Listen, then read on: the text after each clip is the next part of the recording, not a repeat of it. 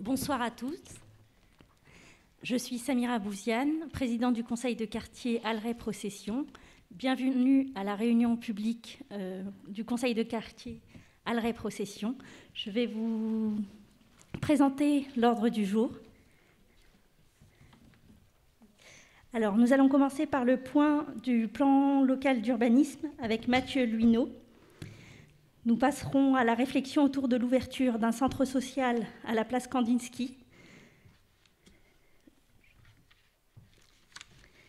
Et enfin, la communication sur la nouvelle répartition de la compétence propreté. Voilà, je passe la main à Mathieu Luineau. Bien, bonsoir à tous.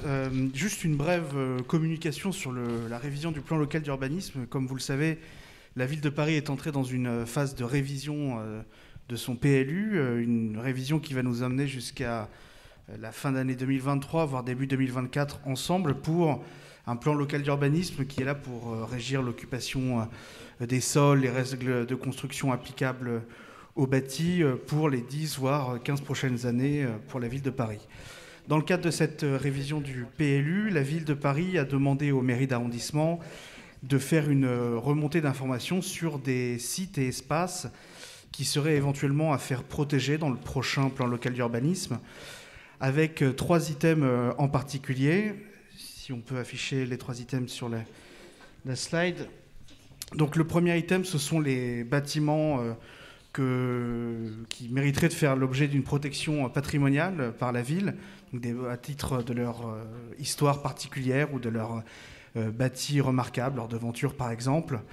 Le second item, c'est les espaces verts et les arbres remarquables de l'arrondissement qui seraient à faire protéger aussi dans le PLU. Alors évidemment, dans le PLU actuel, il y a déjà des espaces verts et des bâtiments qui sont protégés, mais l'idée c'est de proposer de nouvelles protections, puisque dans chaque PLU, il est possible de protéger de nouveaux espaces. Et enfin, dernier item, c'est de proposer des espaces qui pourraient être consacrés à l'avenir à l'installation d'équipements publics d'intérêt général, donc des espaces culturels, des espaces sportifs par exemple. La mairie de Paris nous a demandé de faire cette remontée, et nous, ce qu'on vous propose à la fois aux habitants du quartier, mais aussi au conseil de quartier en tant que quantité de la vie locale, c'est de nous faire aussi vos remontées de besoins, que nous intégrerons ensuite dans la copie mairie du 15e pour faire toute cette remontée ensuite à la ville de Paris.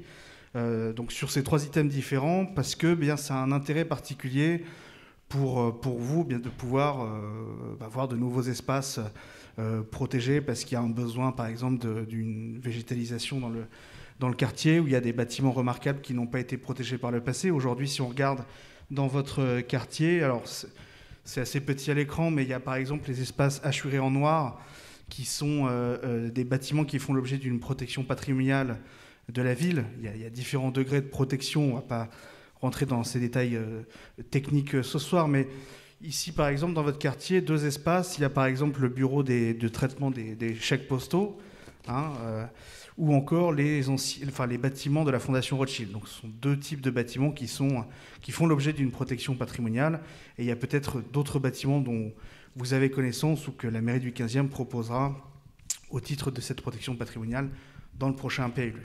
Donc c'est pour ça qu'on vous propose de nous faire ces remontées d'informations, parce qu'on sait qu'aussi que le PLU, c'est un document assez technique, et là c'est un moyen assez concret finalement de prendre en main cette révision du PLU et de faire des propositions qui sont au plus proche du terrain, et donc par le biais des conseils de quartier notamment. Pour nous faire vos remontées, vous avez une adresse qui va s'afficher à l'écran, qui est mairie15@paris.fr. Donc vous pouvez nous faire un mail avec une proposition d'espace. Franchement, ne vous occupez pas de savoir si un espace que vous avez en tête fait déjà l'objet d'une protection. Je pense qu'il vaut mieux recevoir des propositions qui finalement sont déjà protégées dans le PLU actuel, plutôt que de passer à côté d'un espace vert, d'un arbre remarquable ou d'un bâtiment auquel on n'aurait pas en fait aujourd'hui de protection. Voilà ce que je voulais vous dire. Donc c'était juste une communication assez brève, et n'hésitez pas donc à revenir vers nous à cette adresse. Je vous remercie. Merci. Mathieu. Nous allons passer à la réflexion autour de l'ouverture du centre social, place Kandinsky. Oui. Non, c'était juste une communication. Envoyez des petits mails. Revenez vers moi après la réunion si vous voulez.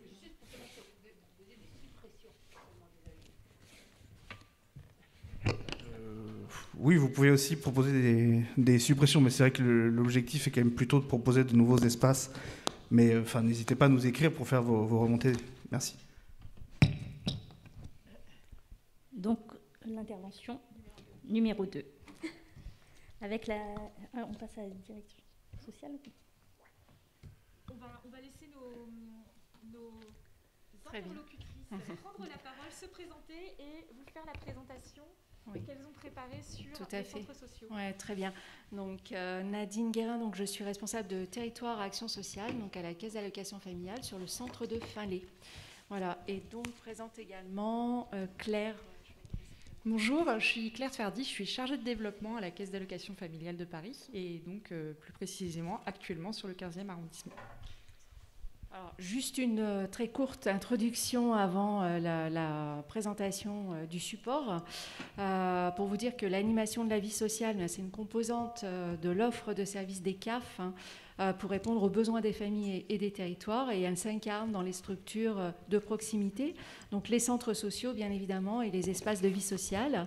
Et la Caisse nationale des allocations familiales et les CAF, elles ont été positionnées comme un acteur central par délégation de l'État depuis les années 70 en raison de leur responsabilité en matière d'agrément. Donc c'est un agrément, on va vous en parler tout à l'heure sur les critères, qui engage des financements institutionnels au titre des prestations de services et qui entraîne aussi le soutien des partenaires.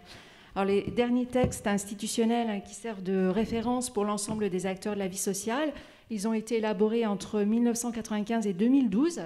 Et c'est la circulaire en fait, de 2012, dont Claire va vous parler assez rapidement aussi tout à l'heure, qui actualise donc les précédentes circulaires, les lettres circulaires qui régissent les structures de l'animation de la vie sociale. Et elle apporte en fait des éléments opérationnels qui vont vous être présentés. Donc c'est un document de doctrine en fait, qui a pour objectif à la fois de contribuer au développement d'une politique territoriale d'animation de la vie sociale.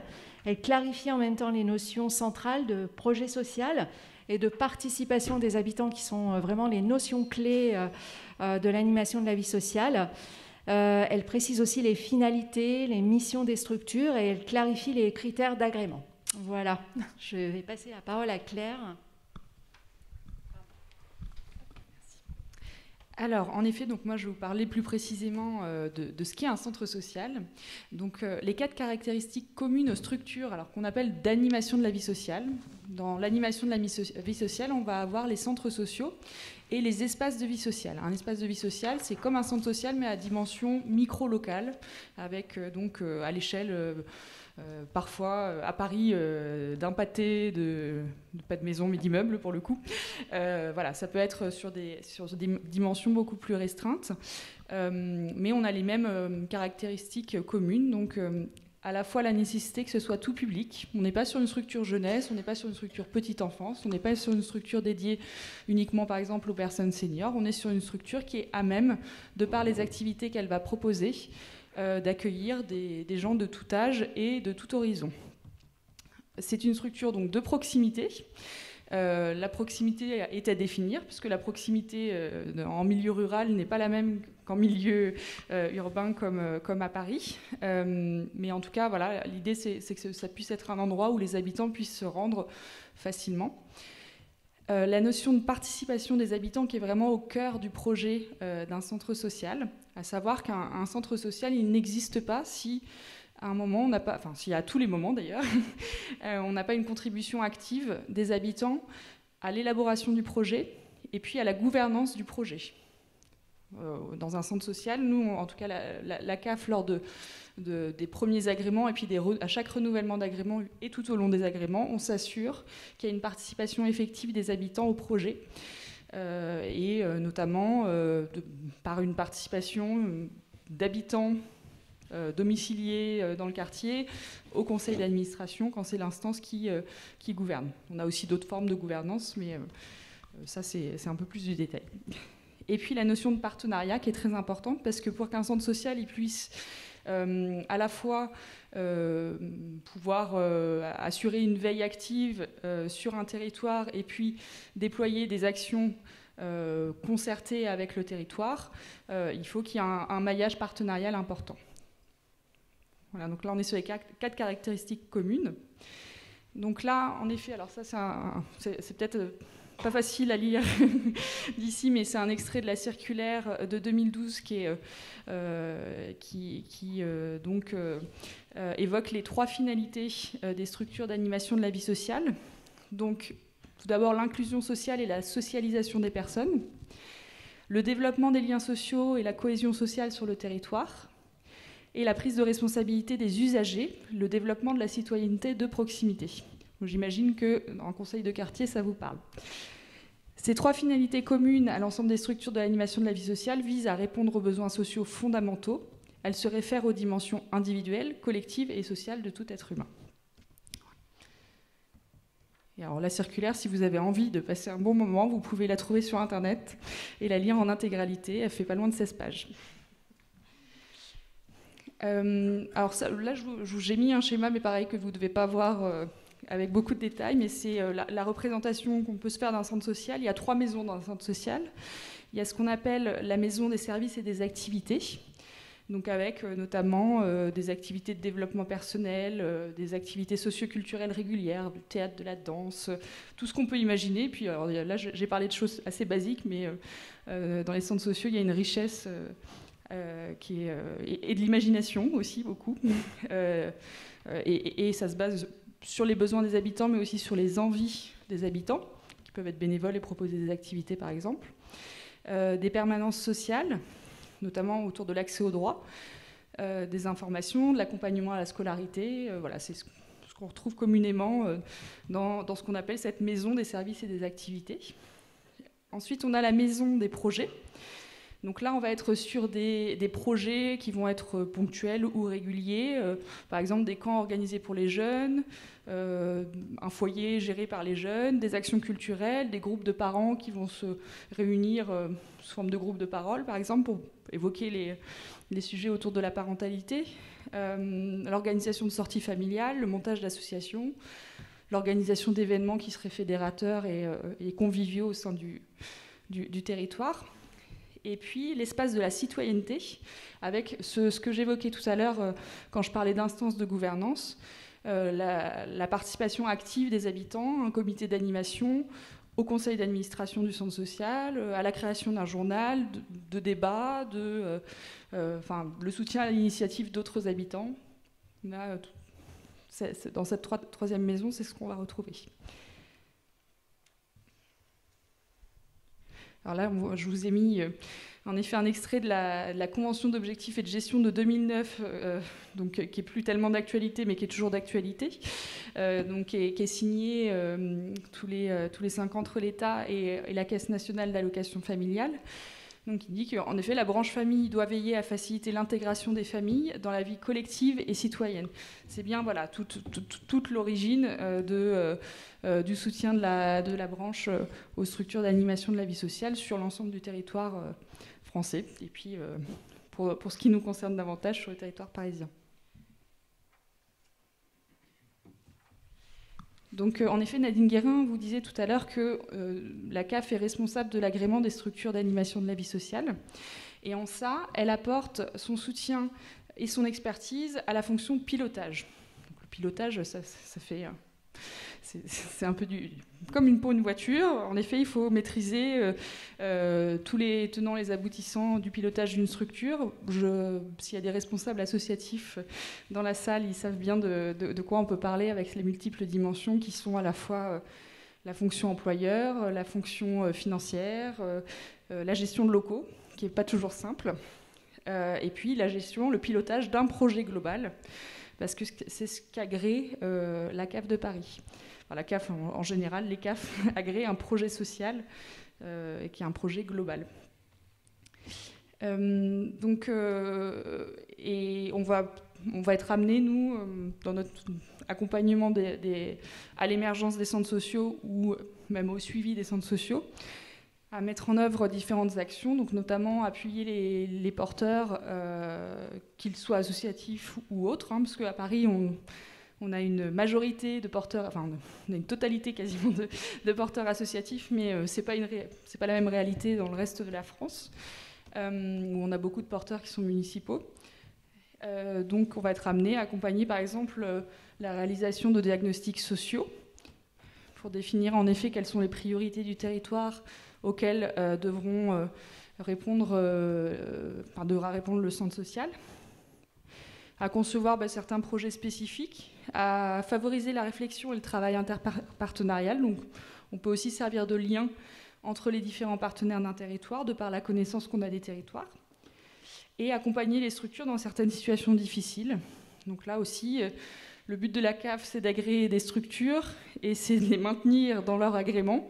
C'est pas de les laisser couler quand elles rencontrent des difficultés. Donc on a en effet une capacité aussi à appuyer les structures quand elles rencontrent des difficultés, que ce soit des difficultés de gouvernance, des difficultés financières ou partenariales. Voilà. Et donc l'agrément ouvre droit à 2 prestations de services qu'on appelle donc la prestation d'animation globale et coordination et l'animation collective famille.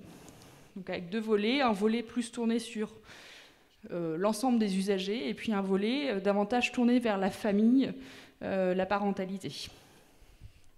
Et ces prestations de services donc, sont octroyées sur la base, à partir du moment où on a un agrément qui est accordé par notre conseil d'administration. Elles sont accordées pour une durée de 1 à 4 ans.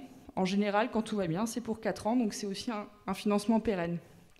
Et intéressant pour les associations, parce que c'est du fonctionnement. Donc, on va rentrer un peu dans le détail justement de ces 2 prestations de services et de ce qu'elles sous-entendent. Donc, sur le principe d'animation globale et de coordination, on a 8 critères. Donc déjà un territoire d'intervention qui est bien défini, à savoir pourquoi je m'arrête à telle rue et pas celle d'après ou pas celle d'avant. Le tout, c'est de pouvoir le justifier. La réalité territoriale n'est pas la même dans Paris qu'ailleurs. Par exemple, en milieu rural, on peut avoir un centre social pour 48 communes et ça se justifie. Et puis à Paris, on va avoir un centre social pour un quartier, par exemple, de 5000 ou 10 000 habitants. Voilà. Le tout, c'est de pouvoir définir une zone d'intervention bien précise. On a donc une approche généraliste. C'est ce que j'évoquais tout à l'heure, c'est-à-dire qu'on n'est pas sur de la spécificité, ni de la spécificité de public, ni de la spécificité d'action. On doit pouvoir activer des leviers différents en fonction des problématiques identifiées. Un fil conducteur, également. Une dimension collective, c'est-à-dire qu'on n'est pas sur de l'accompagnement individuel, on est vraiment... il peut y avoir un peu d'accompagnement individuel qui se retrouve dans les centres sociaux, mais en tout cas, l'idée, c'est d'être sur de l'accompagnement collectif et de s'adresser plutôt au collectif qu'à l'individu. Donc l'implication des habitants, ça je le dis et je le redis, mais c'est très important parce que c'est vraiment le fondement d'un centre social, c'est que les habitants soient porteurs du centre social et qu'ils en soient acteurs. L'exercice de la citoyenneté, un dynamisme, un mouvement, c'est-à-dire que le projet social, alors nous on a beau l'agréer pour 4 ans, mais il est mouvant. On sait bien qu'il évolue aussi en fonction des de l'évolution des caractéristiques d'un territoire. Il y a des événements qui font que, par exemple, en pleine pandémie, les projets sociaux des centres sociaux ont dû être adaptés parce que les modalités de réponse aux besoins des personnes n'étaient plus les mêmes. Donc ça évolue. Et une équipe de professionnels qualifiés, donc on a un certain nombre de critères relatifs à l'agrément, et notamment sur les postes de direction, où on exige un niveau de diplôme, et puis on exige aussi qu'il y ait une personne en charge de la comptabilité sur un demi-ETP, et puis des personnes en charge de l'accueil.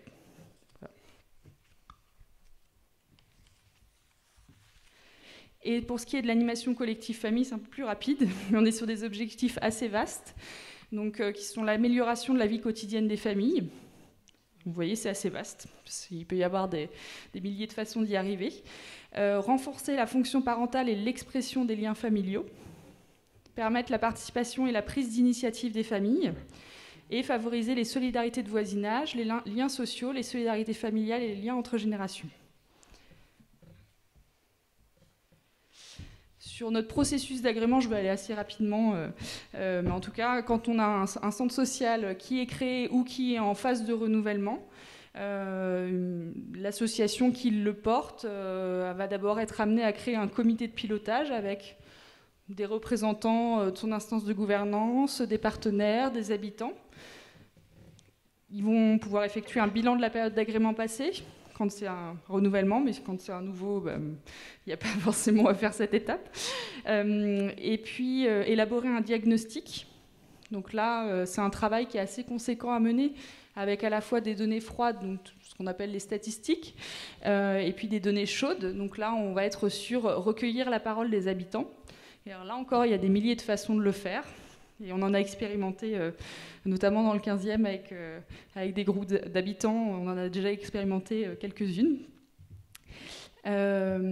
Ensuite, il s'agira de définir les nouvelles orientations et objectifs, les décliner en un plan d'action, et puis ensuite présenter le projet social à la CAF, mais également dans notre processus, en associant bien sûr la DAZES à la démarche tout au long. Et alors là, je vous ai simplement mis quelques chiffres sur les centres sociaux à Paris. Donc on en a 85% qui sont associatifs. Alors, je vous ai dit presque 100% tout à l'heure, mais non, en fait, parce qu'on en a 6 qui sont en gestion directe de la CAF, mais qui sont amenés prochainement à être transmis à des porteurs associatifs. Ça représente donc 41 centres agréés sur Paris, dont 30% qui sont en politique de la ville. Et donc, ça représente 3162 bénévoles sur l'ensemble de ces centres. Donc, ça représente beaucoup de bénévoles impliqués dans la gestion quotidienne et occasionnelle de ces structures. Et sur les espaces de vie sociale, parce qu'il y a aussi plusieurs espaces de vie sociale dans le 15e, on en a 100% qui sont associatifs, pour le coup. 45 espaces agréés sur Paris, 21 000 usagers et 3078 bénévoles.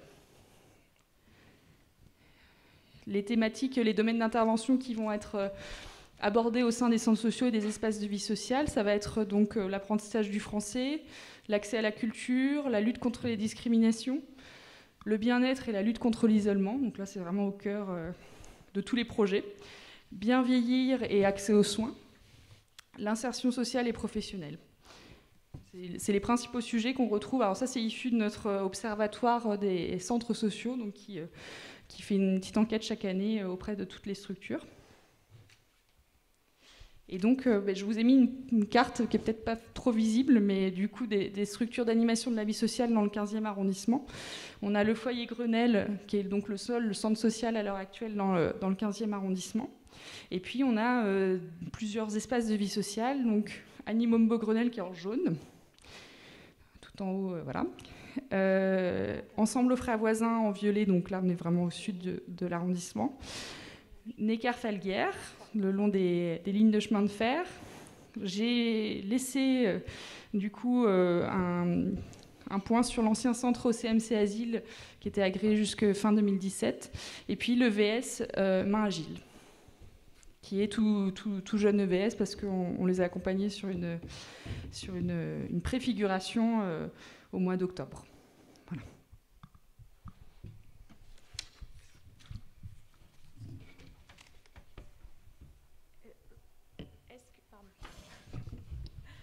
Un grand merci pour cette présentation, pour mieux comprendre le fonctionnement du centre social et le rôle de la CAF dans tout ça. Est-ce que la DAZES veut nous dire un petit mot également sur son implication dans la création des centres sociaux? Oui, je serai moins long, mais parce que Claire a dit l'essentiel. Juste rappeler que la ville est partenaire de la CAF sur les centres sociaux et un cofinanceur très actif de ces structures, que sur le quartier... vous avez certainement connu le centre CMC Asile qui a géré un centre social pendant des décennies et qui a fermé en 2017, et d'un commun accord entre Léa Filoche, donc, qui est l'adjointe à la maire de Paris chargée des affaires sociales et les élus du 15e, l'idée de travailler sur la création d'un centre social, qui est en fait une reconstitution d'une offre qui avait déjà été existante, était importante, parce qu'il y avait de vrais besoins sur l'ensemble des sujets et thématiques que vous a présentés Claire et Nadine. Vous dire aussi que, comme vous l'a dit Claire, on a un porteur qui est une association, que là, on n'a pas une association qui va porter tout de suite le centre social et qu'on va rentrer dans un processus avec vous, avec les forces vives du quartier, déjà de diagnostic sur les enjeux du centre social. C'est quoi? Pourquoi on fait ce centre social? Est-ce qu'il y a besoin d'activités pour les enfants? Quel type d'enfants? Voilà, comment on travaille ces sujets-là. Et après, il va y avoir des échanges pour arriver à constituer cette association qui va gérer le centre social. Donc, c'est un processus un peu long qu'on va initier dès l'année prochaine. Il faut qu'on voit comment on s'y prend exactement. Mais la première intention, c'est d'avoir un large panel d'habitants qui soient associés à la définition des besoins pour, après, que ces habitants soient aussi motivés pour devenir des acteurs de ce centre social. Voilà.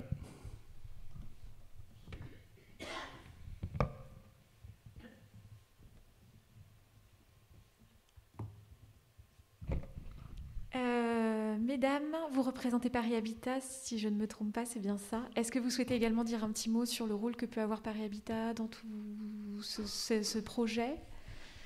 Et Madame Vélin aussi, également, si vous souhaitez prendre la parole.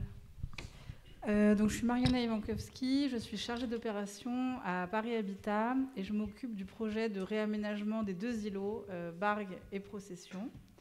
Dans ce cadre-là, la ville nous a demandé d'étudier effectivement l'implantation d'un centre social dans le quartier. On est sur l'îlot de la Procession, Paris Habitat, en charge du réaménagement des espaces extérieurs entre l'immeuble du 48 Bargues et la rue de la Procession, et du réaménagement des locaux communs de Paris Habitat de cet immeuble. Donc voilà notre rôle un peu dans le processus qui s'enclenche pour ce centre social.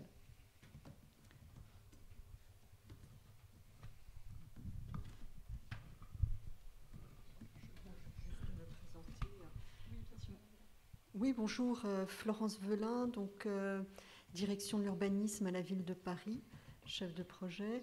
D'une certaine façon, je coordonne ou j'accompagne en fait j'allais dire différents projets un petit peu de réaménagement du secteur Bargues-Procession. Merci pour vos interventions. Est-ce que les conseillers de quartier ont des remarques, suggestions à faire? Oui. Alors, je ne connais pas bien l'historique, mais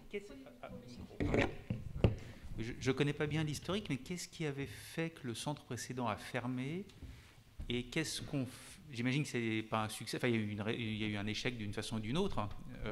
Qu'est-ce qu'on fait pour que les difficultés qui conduisent à cet échec ne se reproduisent pas dans le nouveau projet? Alors, le centre social a fermé parce qu'il y avait des dysfonctionnements internes, des problèmes de gouvernance, des problèmes de direction. Ce centre social, il était un centre social, mais aussi dans l'immeuble qui existe toujours. D'ailleurs, il y avait une gestion, il y avait une crèche, une halte garderie et un centre de PMI qui, d'ailleurs, lui, fonctionne toujours.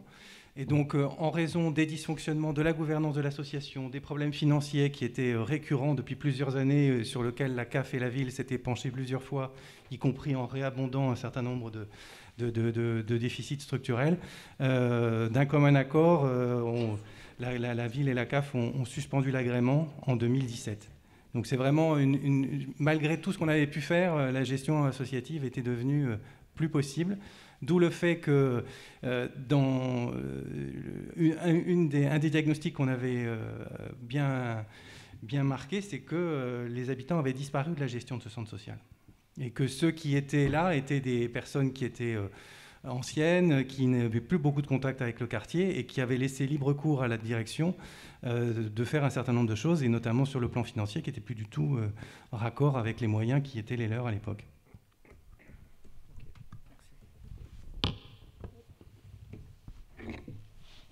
Bonsoir, Nicolas Hockenheim, association Foranime. Alors, l'association Foranime est située à l'endroit où le centre social va naître et depuis de nombreux mois rencontre tous les acteurs de la CAF, de la DAZES et de la direction de l'urbanisme et évidemment du bailleur social Paris Habitat pour être informés du développement du projet. Et je peux dire, en tant que président de l'association, on se réjouit de la réhabilitation future du quartier. C'est un quartier sinistré, vous le savez, je ne vais pas revenir là-dessus. Ce qui se projette et ce qu'on nous a expliqué, c'est un centre social qui occuperait le premier étage de la tour du 48 rue Bargue, avec un réaménagement de ce premier étage. Ça serait génial parce que le premier étage est vraiment vétuste actuellement. Et également, évidemment, un remodelage de l'îlot Procession et donc du rez-de-chaussée, là où nous sommes actuellement installés.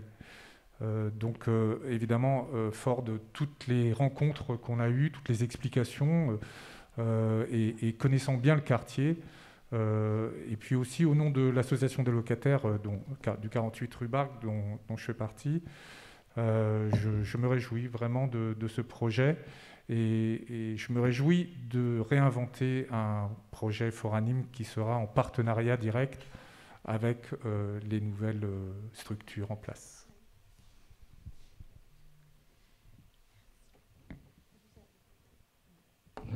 Eh bien, écoutez, oui.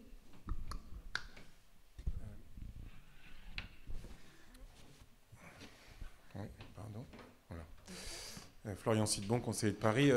Effectivement, je ne sais pas si tout le monde est bien au courant, parce qu'il y a des choses en fait, qu'on a dit de manière un peu sibylline, mais effectivement, il y avait eu de gros problèmes dans le précédent centre social, c'est-à-dire le CMC Asile, qui étaient des vrais problèmes de gouvernance, voire de gestion des comptes très très critiques, avec la volonté de certaines personnes à l'intérieur de l'association de récupérer tout bêtement l'immeuble. Et on a été, tous bords politiques confondus, élus du 15e,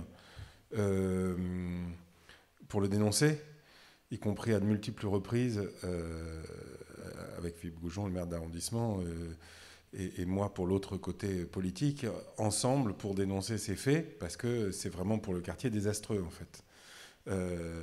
Très très clairement, il y a un certain nombre de faits ou de désordres qui clairement sont corrélés quand on regarde le fait que le centre social a disparu en 2017. Et alors fort heureusement, la ville, accompagnée par la DAZES et la CAF, il y a un EVS, l'EVS Necker-Falguer, qui s'est créé, ce qui fait qu'il y a un début de travail social dans ce secteur. Mais c'est sûr qu'un centre social est vraiment, vraiment, vraiment très nécessaire.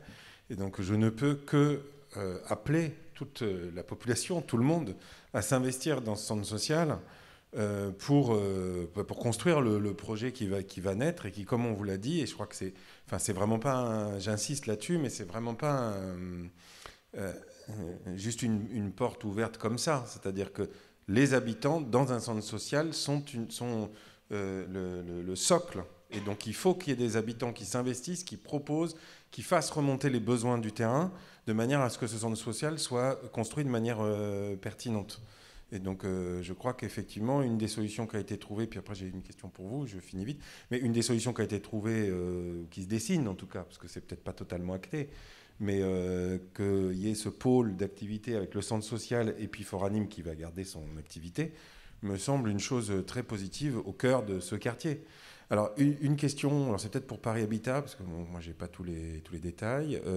Est-ce qu'il y aura un accès, moi, c'est une chose que j'ai demandé depuis longtemps, pour qu'il y ait un accès, puisque ça va être situé au premier étage, est-ce qu'il y aura un accès du rez-de-chaussée ? Je ne sais pas encore ce que va devenir cette place, il y a des projets de végétalisation, mais tout n'est pas acté, tout n'est pas, je crois, enfin peut-être vous allez nous dire des choses, mais en tout cas, est-ce qu'il y aura un accès ? Ça me semble extrêmement important. Voilà. Et deuxième question, alors plus peut-être pour la DAZES ou pour la CAF, est-ce que quel type d'association en général gère les centres sociaux et qu'est-ce qui pourrait se dessiner ? Et troisième question, des éléments de calendrier, si vous pouvez, même si on est très tôt dans le processus encore, mais comme ça fait 5 ans qu'il n'y en a plus dans le quartier, eh ben, évidemment ça urge et voilà, on va tous œuvrer. Voilà, merci. Donc, pour répondre à la question sur l'accès, aujourd'hui, l'étude de faisabilité est en cours. L'emplacement du centre social n'est pas défini. Donc, effectivement, l'espace rez-de-chaussée et R+1 qu'occupe Foranime est un peu le lieu qui est un peu visé par l'étude. Quoi qu'il en soit, l'accès se fera au rez-de-chaussée avec un accès aux personnes à mobilité réduite, que ce soit du côté de la rue de la Procession, du côté de la rue Bargue ou du côté de la place Kandinsky, ce qui n'est pas encore défini. Donc oui, il y aura un accès pour tous les usagers du centre social par le rez-de-chaussée. Donc là, les études, pardon, ne sont pas encore faites, c'est ça? Non. Peut-être vous pourrez revenir, nous les... Voilà. Je sais rien, mais... Elles sont en cours. Le calendrier... Ah, alors, ça, je crois que c'est pour moi ou... Ah oui. Alors sur le type d'associations qui peuvent porter un centre social, l'idéal, je vais partir de l'idéal, c'est que ce soit une association qui se construise avec à la fois des habitants et des représentants d'associations implantés directement sur le territoire. C'est un peu le schéma idéal et le schéma un peu classique d'émergence des centres sociaux.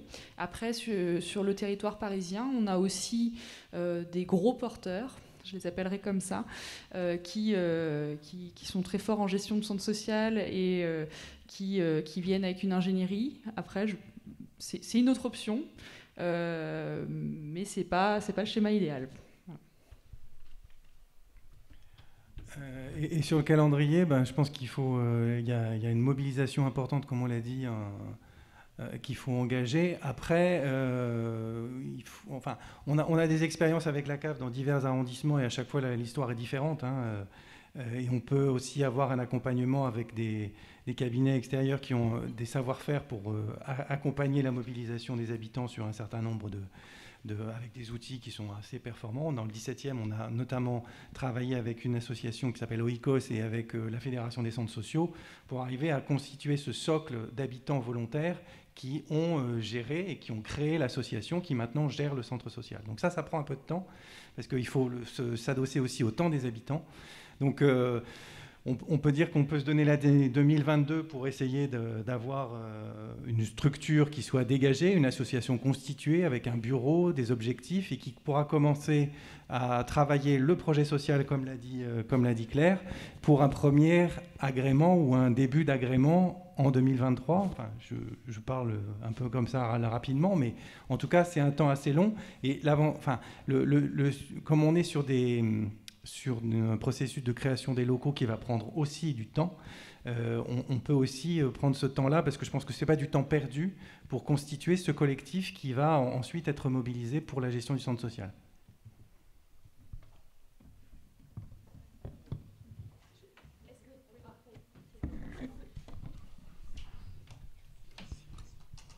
Merci. J'ai deux questions à poser par rapport aux critères que vous avez évoqués, mesdames les représentantes de la CAF tout à l'heure.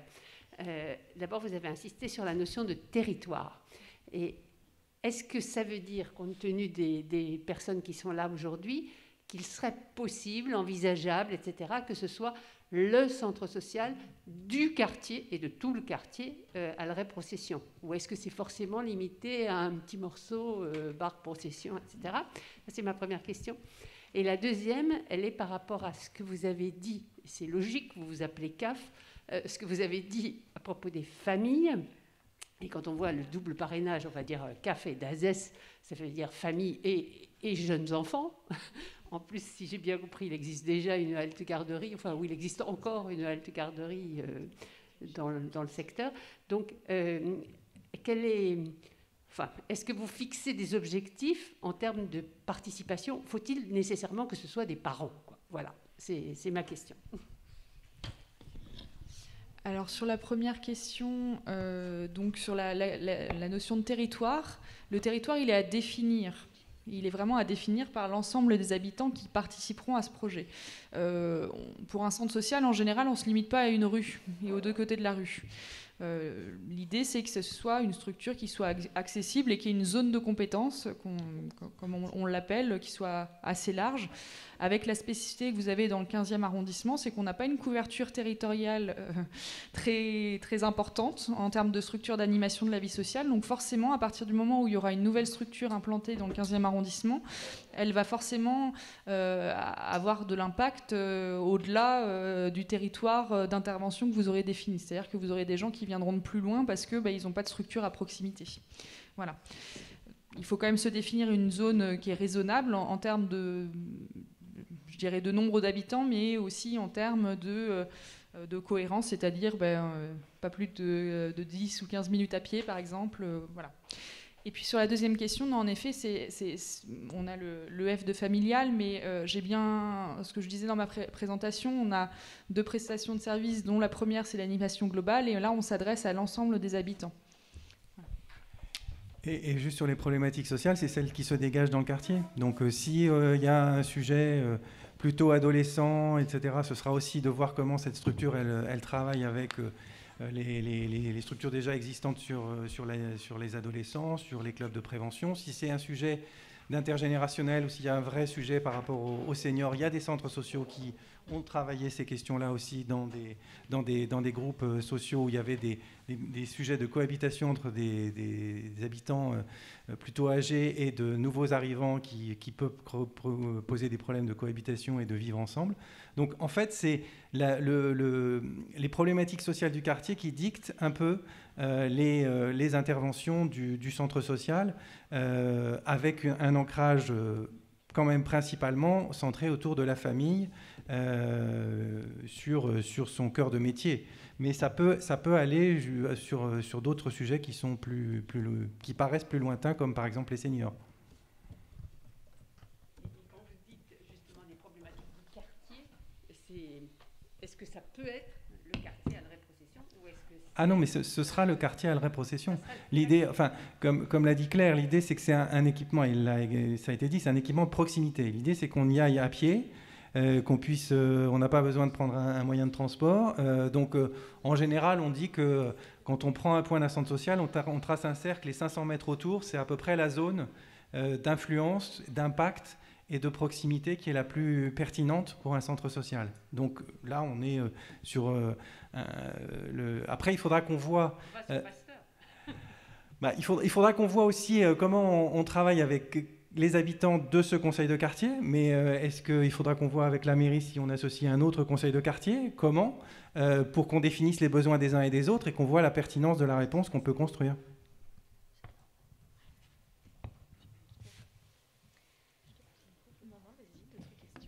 Alors, est-ce qu'il y a d'autres questions, notamment dans la salle? Oui. Il y a un micro qui va arriver, madame. Juste devant.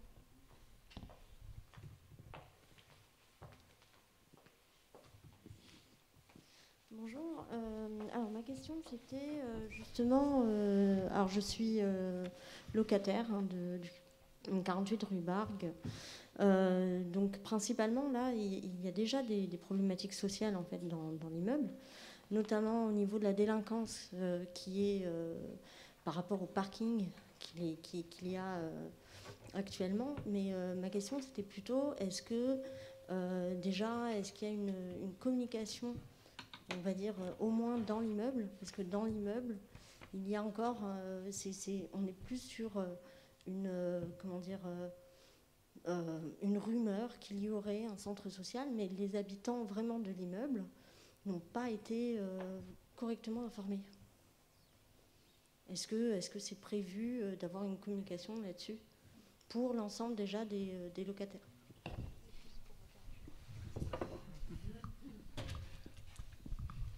Alors effectivement, aujourd'hui, on n'a pas communiqué sur ce centre social parce que la ville nous a demandé il y a quelques mois d'étudier l'implantation d'un centre social dans cet immeuble, mais rien n'est acté. C'est ce qu'on appelle une étude de faisabilité. Donc c'est l'architecte Jackie Suchet qui est en charge du réaménagement du quartier qu'on a missionné en plus. C'est une petite mission en plus pour étudier la faisabilité déjà technique de cette implantation. Donc Aujourd'hui, comme rien n'est acté, on n'a pas à communiquer. Dans le process, c'est la ville qui fait la demande à Paris Habitat fait l'étude et la soumet à la ville. Aujourd'hui, l'étude est en cours, donc avant d'acter ou de communiquer, on doit terminer l'étude, la soumettre à la ville, et bien sûr à la CAF, à la DASES, à tous les services, avant de communiquer. Mais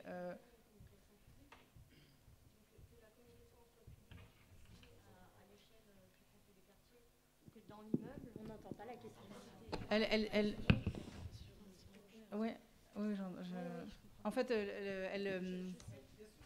En fait, aujourd'hui, Paris Habitat n'est pas du tout venu pour communiquer sur cette implantation. Je crois qu'aujourd'hui, vraiment l'objet de la réunion, c'était de présenter le fonctionnement, de définir un centre social et d'être transparent sur le fait que Paris Habitat a été mandaté pour étudier une faisabilité. Mais on n'est absolument pas là pour communiquer aujourd'hui sur une implantation future d'un centre social au 48 Bargues.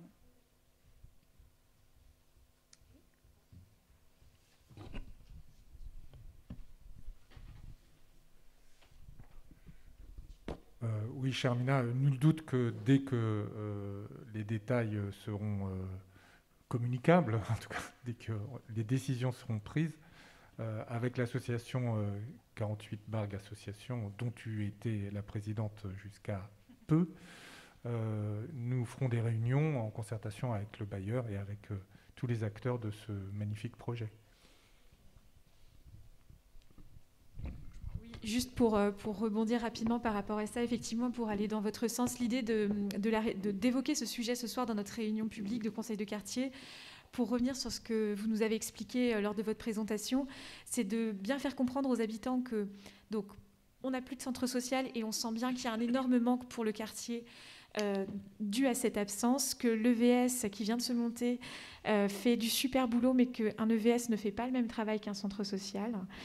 Et donc l'idée de ce soir, c'était plus de faire émerger, de commencer à réfléchir à de quoi notre quartier a besoin, qu'est-ce qu'on pourrait faire, puisque dans toute cette phase diagnostique, effectivement, on va avoir besoin de l'avis des habitants, du terrain, pas de se dire, ah oui, alors dans l'absolu, non, c'est vraiment nous, aujourd'hui, dans notre quartier, de quoi avons-nous besoin, et pouvoir ensuite faire des propositions de projets, et que les personnes du quartier commencent à s'impliquer, comme on vous le disait, dans la future association qui pourra ensuite aider à monter ce centre social. Donc là, on est vraiment dans cette phase plus.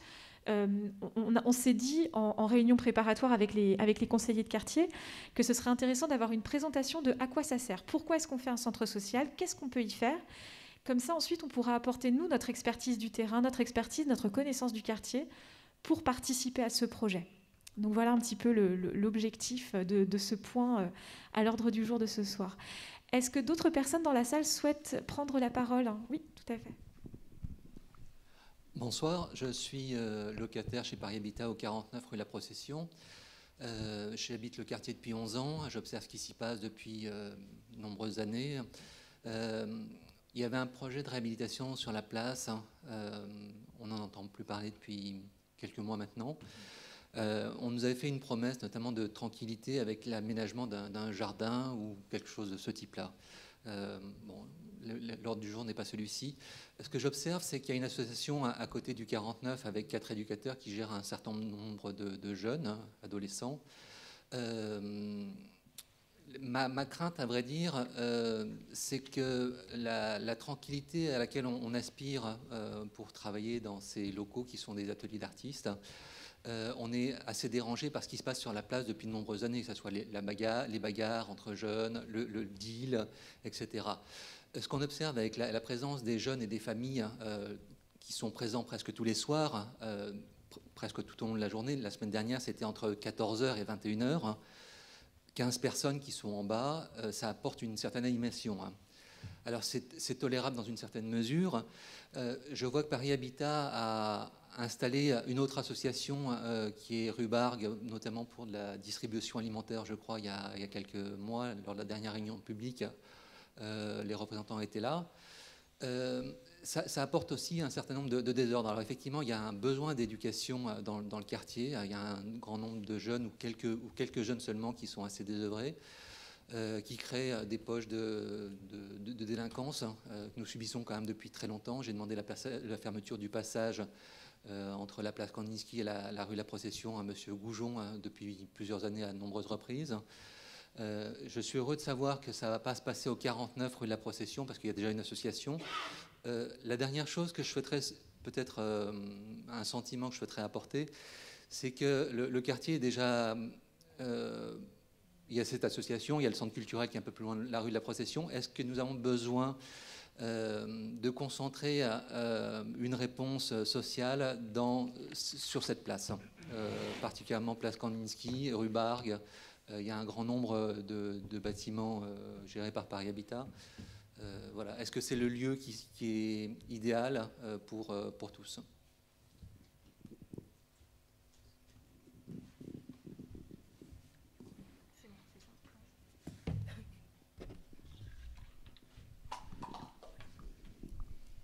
Je n'ai pas la réponse à votre question, monsieur, mais par rapport au désagrément de citoyens et d'habitants que vous indiquez, l'ambition d'un centre social, c'est justement de participer à la vie citoyenne pour qu'il y ait, sur les questions de la parentalité, sur les questions d'éducation, sur les questions de l'accompagnement des jeunes et des familles, qui ne soient pas justement au pied de l'immeuble, mais qui aient des propositions d'activité, qui aient des propositions de lien social.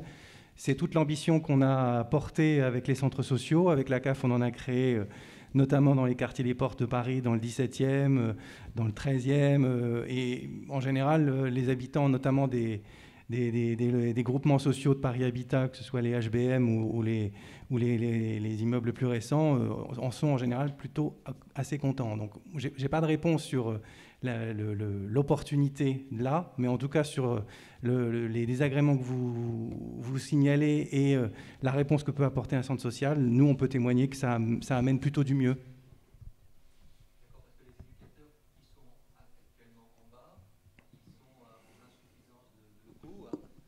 En insuffisance de personnel, en insuffisance de moyens.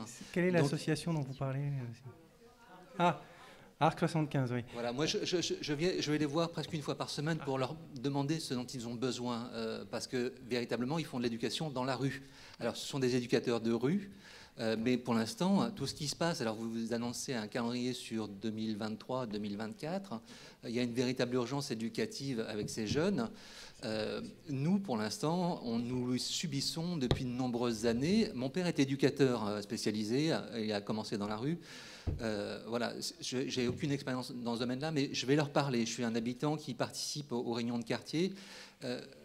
J'ai des espoirs dans ce que vous me dites, mais ce que je vois, c'est que ça apporte quand même des populations qui sont en difficulté, qui ne sont pas forcément entièrement citoyennes. Excusez-moi, je mets des guillemets là-dessus et je fais des mauvais raccourcis. Voilà, l'idée, c'est qu'on a promis dans ce projet de réhabilitation une certaine tranquillité, une modification. Et pour l'instant, on n'en voit pas venir grand-chose. Et je suis heureux que ça ne soit pas au pied de mon immeuble. Voilà.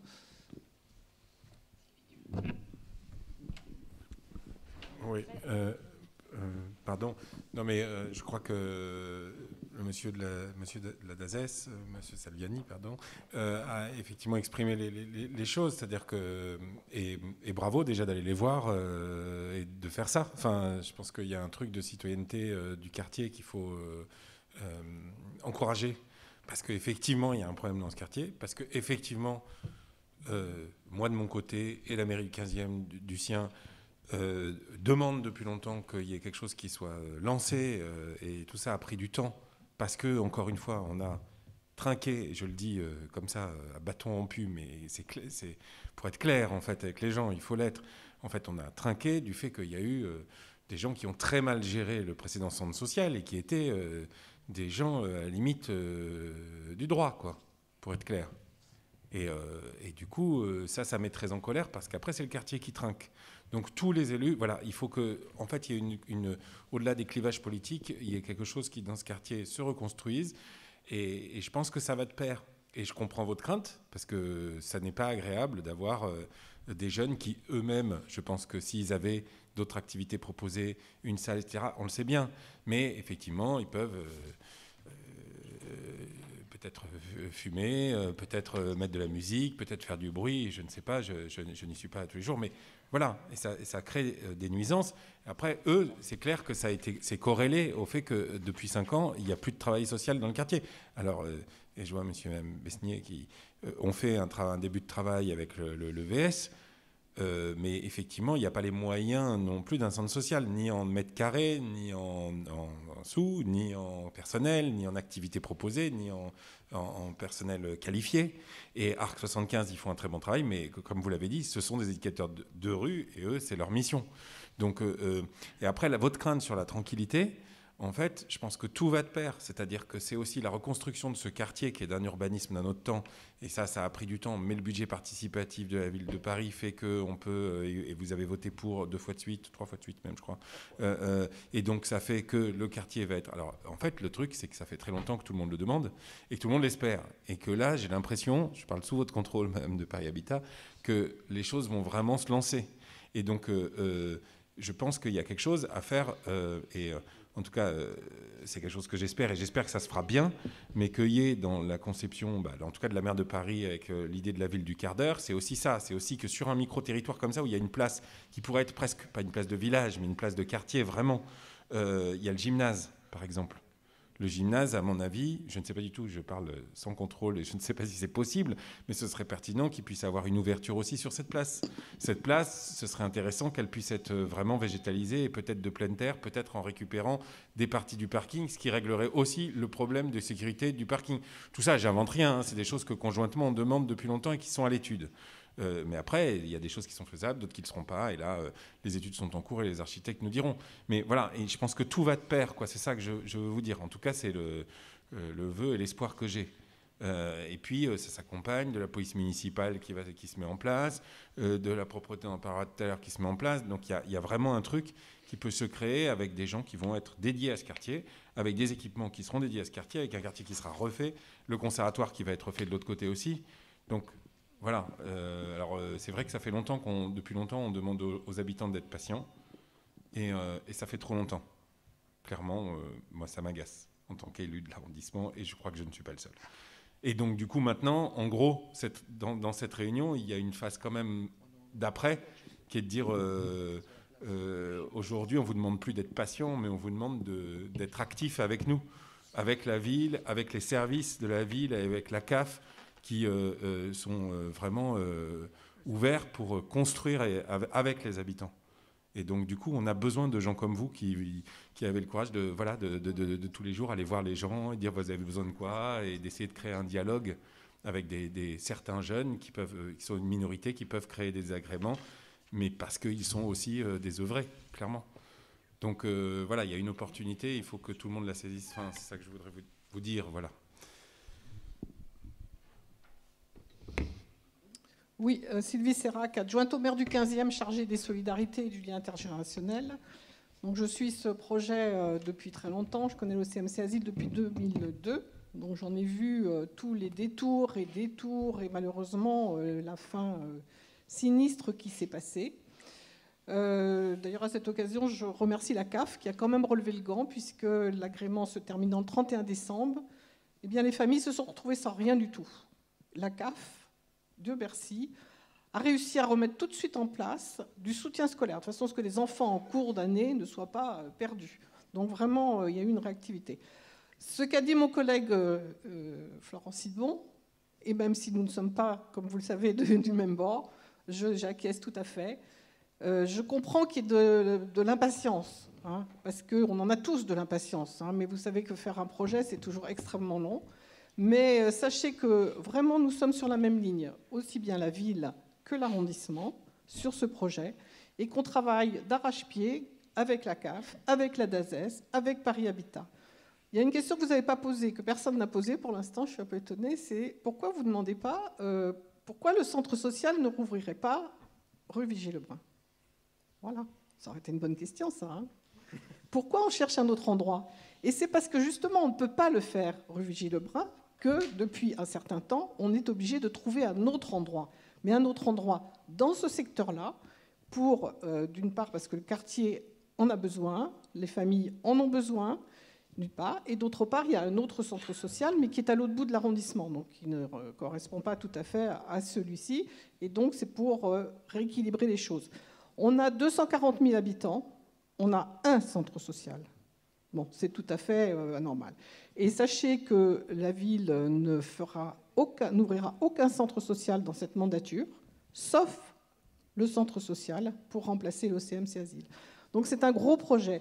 Aujourd'hui, on est aux prémices. Alors tout le monde est impatient, on aimerait bien arriver avec un projet et venir couper le ruban, hein, d'accord, pour l'inaugurer. On n'en est pas là, malheureusement, mais on travaille tous très très fort, de façon à y arriver très très rapidement, aussi rapidement que possible. Vous comprenez qu'il se trouve également que dans ce bâtiment, il y a une crèche, il y a une PMI, et voilà, crèche et PMI, et que donc la crèche, il faudra aussi trouver un espace pour elle, parce qu'on ne peut pas laisser ce quartier avec une crèche en moins, alors qu'on en a déjà pas assez. La PMI, qui marche encore pour l'instant, mais aussi il faut lui trouver un lieu, voilà, en attendant que le projet soit définitif. Donc monsieur, je vois que vous avez plein d'idées, et donc je pense que vous allez être très partie prenante dans le projet du futur centre social, pour apporter toutes vos connaissances, toutes vos idées. Vous avez derrière vous Madame Besnier, qui, elle, a monté le VS Falguière, Necker-Falguière, qui marche très bien et qui fait, je dois dire, un très très bon travail avec beaucoup d'imagination, pas beaucoup de moyens, mais beaucoup d'imagination et des bénévoles très engagés.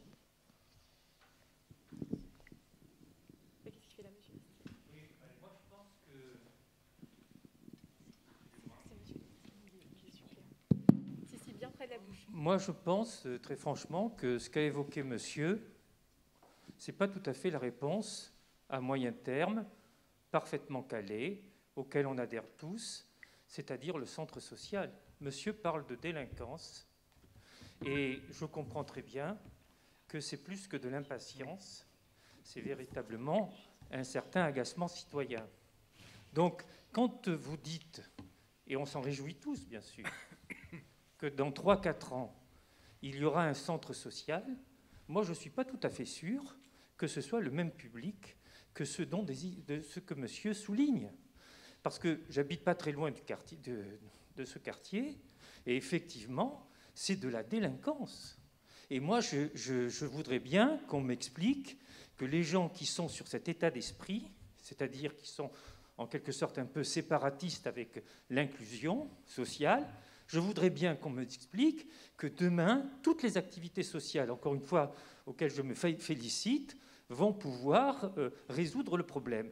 Donc moi, je pense qu'il y a un problème de court terme et un problème de moyen terme. Le problème de moyen terme, quitus, on est d'accord, dont acte. Mais le problème de court terme, c'est-à-dire que monsieur explique qu'il y a 4 éducateurs qui malheureusement sont quasiment dans la rue et qui n'ont pas les moyens.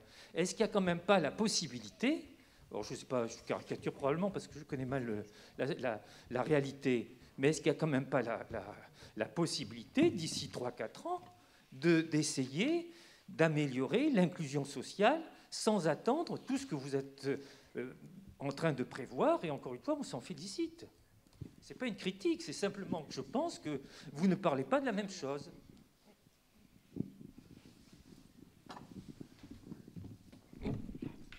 Monsieur, vous avez qu'en partie raison. Un centre social ne va pas régler tous les problèmes, on est d'accord. Hein, mais il y a beaucoup de problèmes dans ce quartier, et donc il faut les régler un par un. Il y a quand même un vaste projet de rénovation de la place, du centre social. Si vous voulez, c'est un ensemble, c'est pas une chose. Alors la sécurité, c'est pas le centre social qui fait la sécurité, hein. Ça sera la police municipale.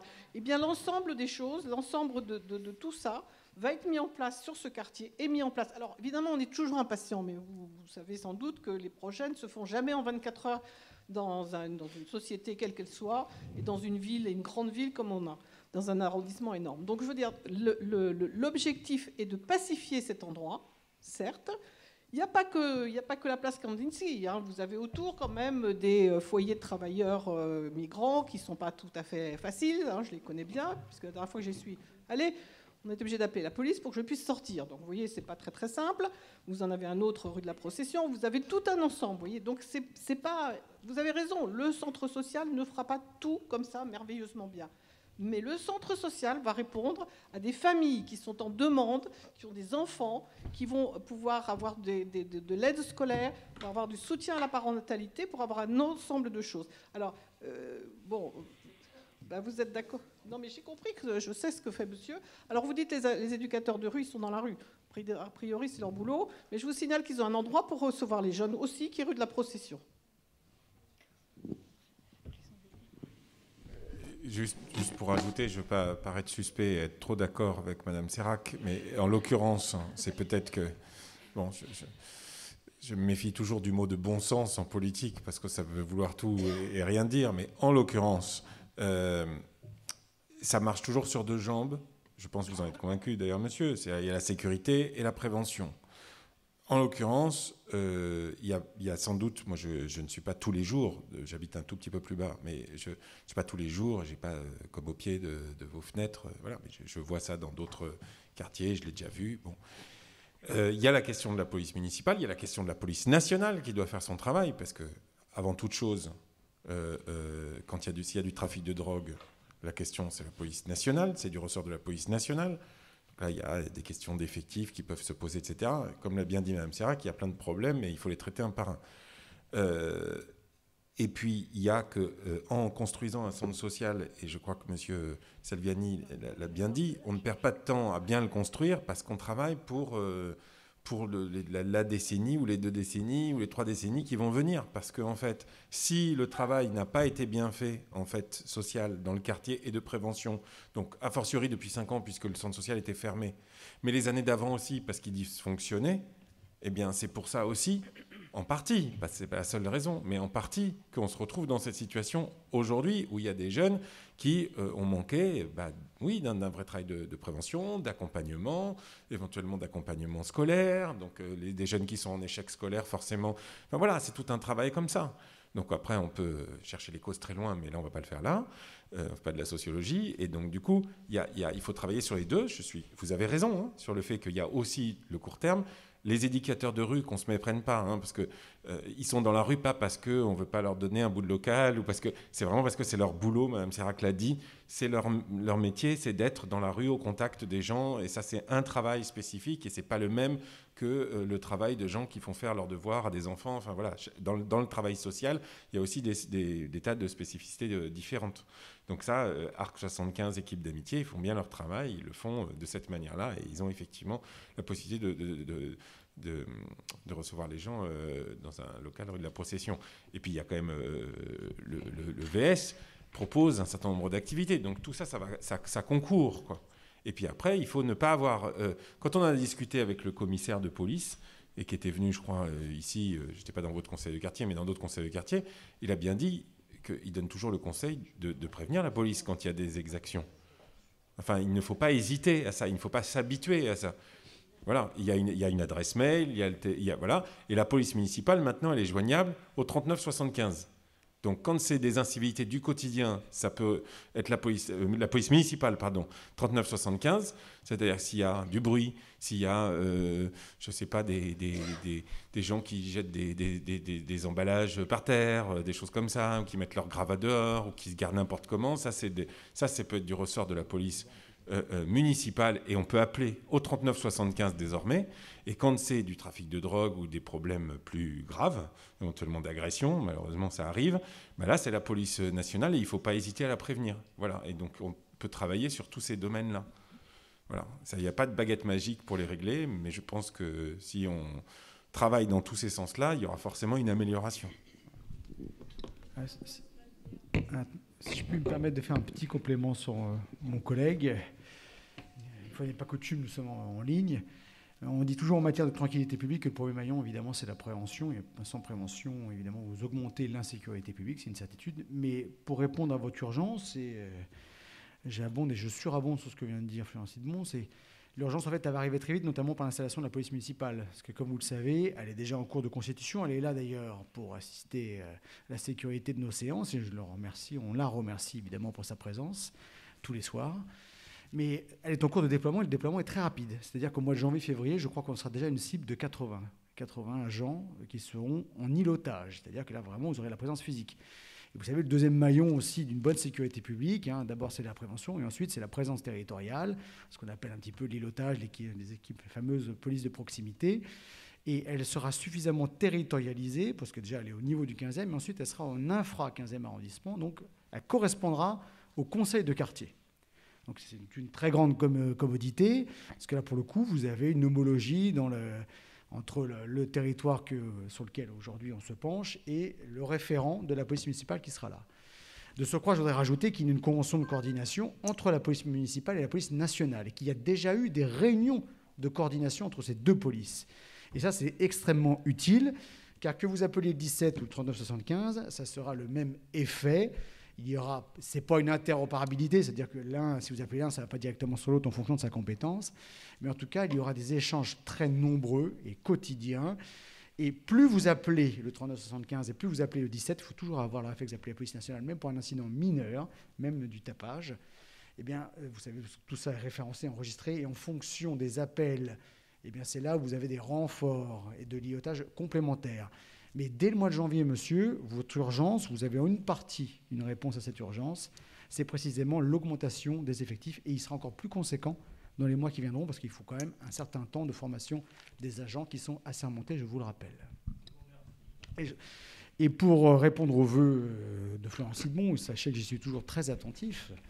J'aurais peut-être bien voulu passer la parole à la direction de l'urbanisme sur l'accès de la place Kandinsky pour le gymnase Falguière, parce que j'avais cru comprendre à l'occasion d'un comité de pilotage au mois de février que celui-ci était plus ou moins acté sous réserve de faisabilité et que cette faisabilité était plutôt positive. Je me trompe peut-être. Oui, enfin, vous ne vous trompez pas. Non, ce que je peux... Bon, c'est vrai que le projet urbain est complexe, puisque... Ah, excusez-moi. Le projet urbain est complexe parce qu'il y a beaucoup d'acteurs, je dirais, et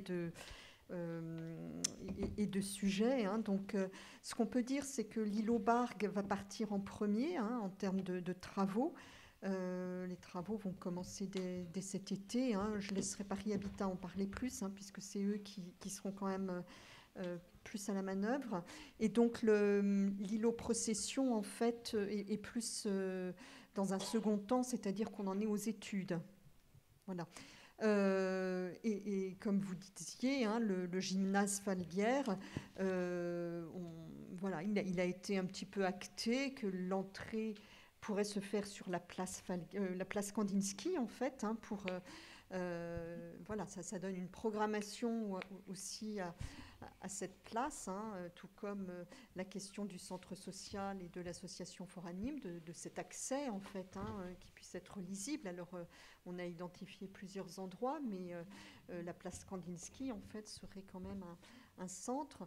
Voilà, on en est, j'allais dire, là aussi un petit peu à réfléchir, et les études vont se lancer pour chacun des acteurs, autant côté Paris Habitat que DJS pour le gymnase, la DVD donc pour la question de la place Kandinsky. On en est à faire des études structurelles pour savoir ce qu'il est possible de faire. On ne charge pas, enfin il y a quand même 2 niveaux de parking en dessous, donc savoir ce qu'on peut faire, les budgets qui correspondent à ce qu'on pourrait faire. Donc ce sont des études qui sont en cours et lancées. Mais écoutez, je vous remercie. Nous allons passer la parole à Monsieur Pinet sur la répartition de la compétence propreté. Vous ne voulez pas que Paris Habitat dise 2 mots peut-être sur l'îlot Bargue, ou c'est pas utile? En fait, oui, vous avez un calendrier, c'est ça? Oui, en fait, pardon. Désolée. Non, c'est en fait effectivement la réhabilitation Bargue et les futurs travaux de la place Kandinsky pourront faire l'objet d'une autre réunion bien plus précise avec les intervenants qui sont vraiment beaucoup plus sur le sujet. Donc on le fera lors d'une prochaine réunion si les conseillers de quartier souhaitent le mettre à l'ordre du jour. Et là, c'est vrai que le temps passe vite et il faudrait qu'on passe à notre deuxième point à l'ordre du jour pour ce soir. En tout cas, un immense merci à nos intervenants pour ce soir, pour toutes les explications et vos interventions. Merci beaucoup.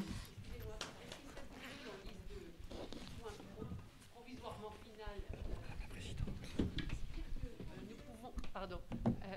De dire que nous pourrions d'ores et déjà lancer on va dire le recensement de toutes ces associations dont vous disiez tout à l'heure qu'elles devaient, aux côtés des habitants, faire partie de la future association gérant le centre social. Donc, parce que j'ai l'impression qu'on a déjà identifié pas mal de gens, pas mal d'acteurs, que ce soit des associations de riverains ou des intervenants déjà sociaux, comme madame, etc. Et bon, voilà, c'était juste une suggestion pour faire une transition. Je voudrais savoir, tout le monde parle de la place.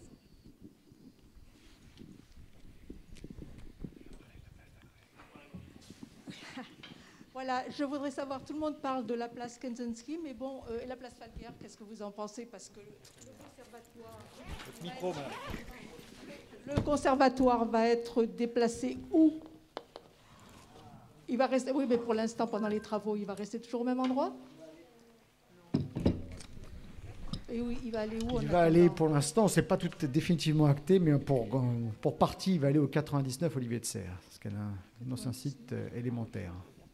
D'accord, merci.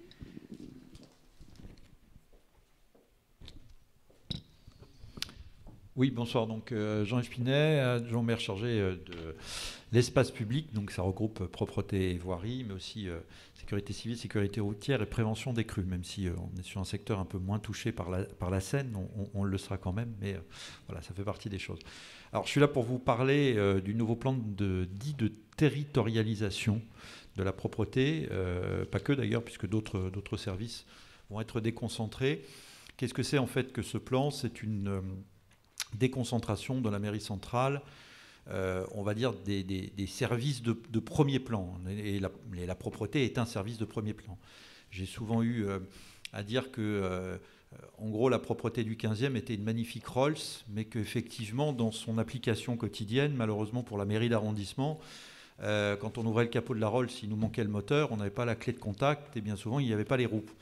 Or, le projet de territorialisation, c'est fait pour nous donner le moteur, la clé et les roues. Il ne restera plus que l'essence à mettre dedans. Ça, on y reviendra. Donc, avant, qu'est-ce qu'on avait? On avait une propreté qui dépend de la mairie centrale, dépend de la direction centrale de la propreté, des subdivisions par arrondissement, des effectifs plus ou moins équivalents suivant les arrondissements. Le 15e a souvent été, par rapport à sa population et à sa taille, un peu moins doté qu'un certain nombre. Je précise tout de suite que tout ce qui est collecte d'ordures ménagères est fait par du privé, en tout cas sur le 15e. Donc la propreté du 15e s'occupe, 1, du nettoiement des rues, et 2, de la collecte des marchés. Il y a quand même 13 marchés alimentaires chaque semaine, et ça fait un sacré volume et beaucoup de travail. Même si on avait des contacts quotidiens, même si les habitants pouvaient me saisir directement, saisissaient l'ensemble des élus, saisissaient les conseils de quartier, effectivement, on avait un lien direct, on remontait et il y avait des interventions de la propreté. Mais en matière de découpage, en matière de méthode de travail, tout descendait effectivement de l'administration centrale. L'idée aujourd'hui dans ce plan de territorialisation, c'est de donner la main aux maires d'arrondissement et donc aux équipes d'arrondissement pour manager au plus près les équipes de propreté. Jusqu'à présent, on nous demandait de signer des plans, mais on l'a toujours refusé. Ça, je l'assume pleinement que dans le 15e, et avec le maire, on l'assume pleinement, de n'avoir jamais signé le plan que nous proposait la mairie centrale. Pourquoi? Parce qu'on n'avait pas les moyens derrière. Dire qu'on manage la propreté sans avoir les moyens sur les hommes et sur les moyens mécaniques, même en termes d'achat, c'était compliqué. Aujourd'hui, on devrait être doté. Alors, j'ai pas tous les éléments, donc je n'aurai pas toutes les réponses ce soir, mais je vous dresse un petit tableau, puis après on échangera, ce sera quand même le mieux. Donc, on devrait être doté d'un budget spécifique, notamment en termes d'achat de matériel, parce que le 15e est un petit peu différent du 6e ou du 19e, et on n'a peut-être pas besoin tous du même matériel. Or, jusqu'à présent, on était à peu près doté à chaque fois la même chose. Pareil, même au sein de l'arrondissement, le quartier Alray-Procession va être différent du quartier Muriot-Zola, plus sur le front de Seine, et les moyens mis ici vont peut-être, en matière de machines, vont peut-être différents de ceux qui vont être nécessaires dans d'autres quartiers. Pareil, il faudra qu'on revoie aussi les implantations des ateliers, qu'elles sont judicieuses, les équipes, est-ce qu'il ne faut pas mettre plus de moyens là, plus de moyens là? Vous connaissez encore plus votre quartier que moi, et donc tout ça doit se faire aussi avec les habitants et les référents. Alors il y a un premier référent d'un conseil de quartier, Georges Brassens, qui a été nommé, c'est un agent de la propreté, donc qui sillonne ce quartier-là pour essayer d'affiner les pistes de travail. Mais voilà, donc l'idée c'est vraiment d'être au plus près, d'être le plus réactif. Je pense aussi qu'en ce qui concerne les méthodes de travail, il va falloir revoir un certain nombre de choses, parce qu'aujourd'hui, les agents... Alors, je vais vous dire quelque chose qui va peut-être amener des réactions, mais sachez que, sur le papier en tout cas, toutes les rues de l'arrondissement sont faites par des agents tous les jours. Je savais, c'était fait exprès, c'était de la provoque. Mais réellement, oui. Et je vais vous expliquer une chose. Pourquoi est-ce qu'on a l'impression que nos rues ne sont pas propres? Parce que dans cette méthode de travail, vous avez notamment des agents qui travaillent, et ça vient de leur direction, c'est comme ça, c'est ce qu'on appelle le travail en recherche. C'est-à-dire qu'ils sont équipés d'une pince, ils ont le chariot, et ils ramassent effectivement les papiers qui traînent par terre. Mais contrairement à ce qu'on a pu connaître à une époque avec le lavage de l'eau et le fameux 8 du balai vert sur le trottoir, quand vous sortez de chez vous le matin, vous n'avez pas l'impression que la rue est propre. Pourtant, un agent est passé. Donc il y a aussi tout ça dans le travail qui est à faire et à refaire. Donc effectivement, on va pouvoir se doter d'un peu plus de matériel, on va avoir un peu plus la main sur les répartitions des agents sur l'ensemble de l'arrondissement.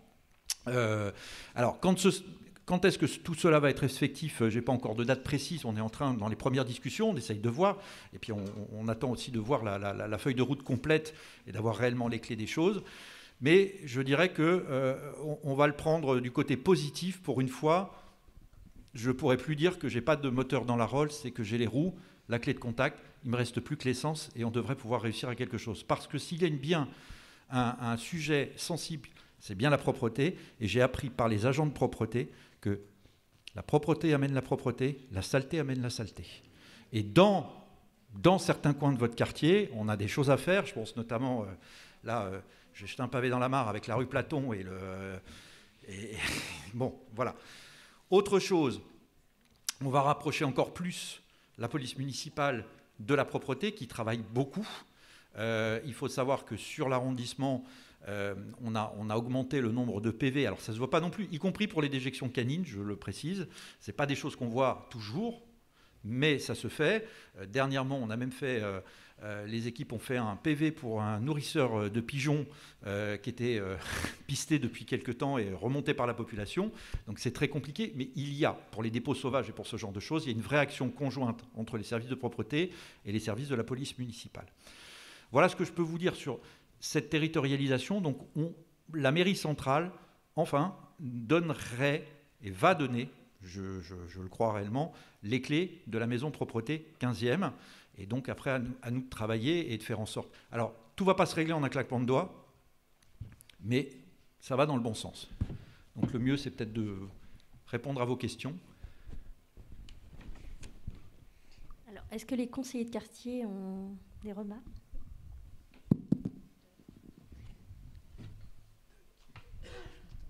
Merci pour votre intervention très claire, monsieur Pinet. Je regrette, moi, le départ de Paris Habitat quand on parle de propreté, parce que j'aurais aimé qu'on puisse justement faire marcher ce cercle vertueux sur les dalles, parce que le problème, je ne vais pas sortir les 250 photos que je leur ai envoyées récemment, mais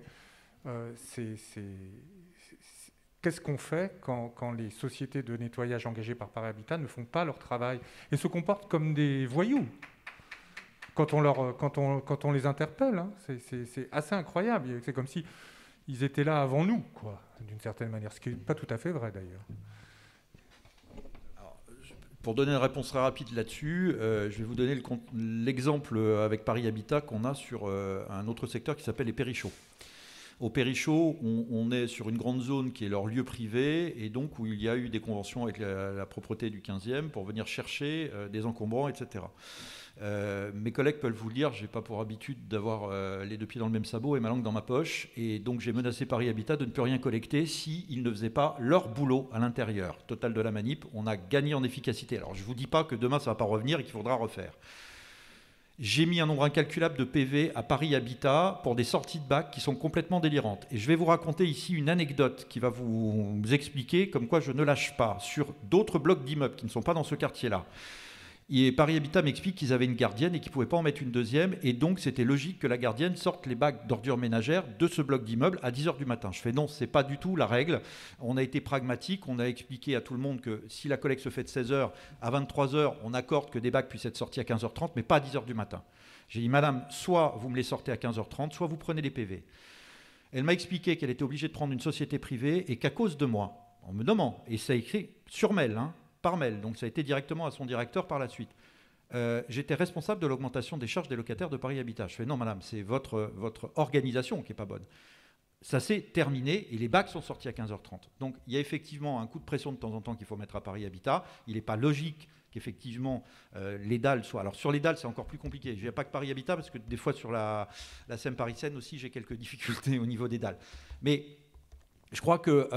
en matière de propreté, il ne faut jamais laisser les choses s'empirer, il faut essayer de prendre le taureau par les cornes. Parfois, on a du mal, parfois, ça met du temps. Ça n'arrive pas en un claquement de doigts, mais on finit toujours à nos fins, parce que j'ai aussi des services qui se mobilisent derrière, et s'il le faut, on convoquera le directeur de Paris Habitat si on n'arrive à rien sur ce genre de dalle.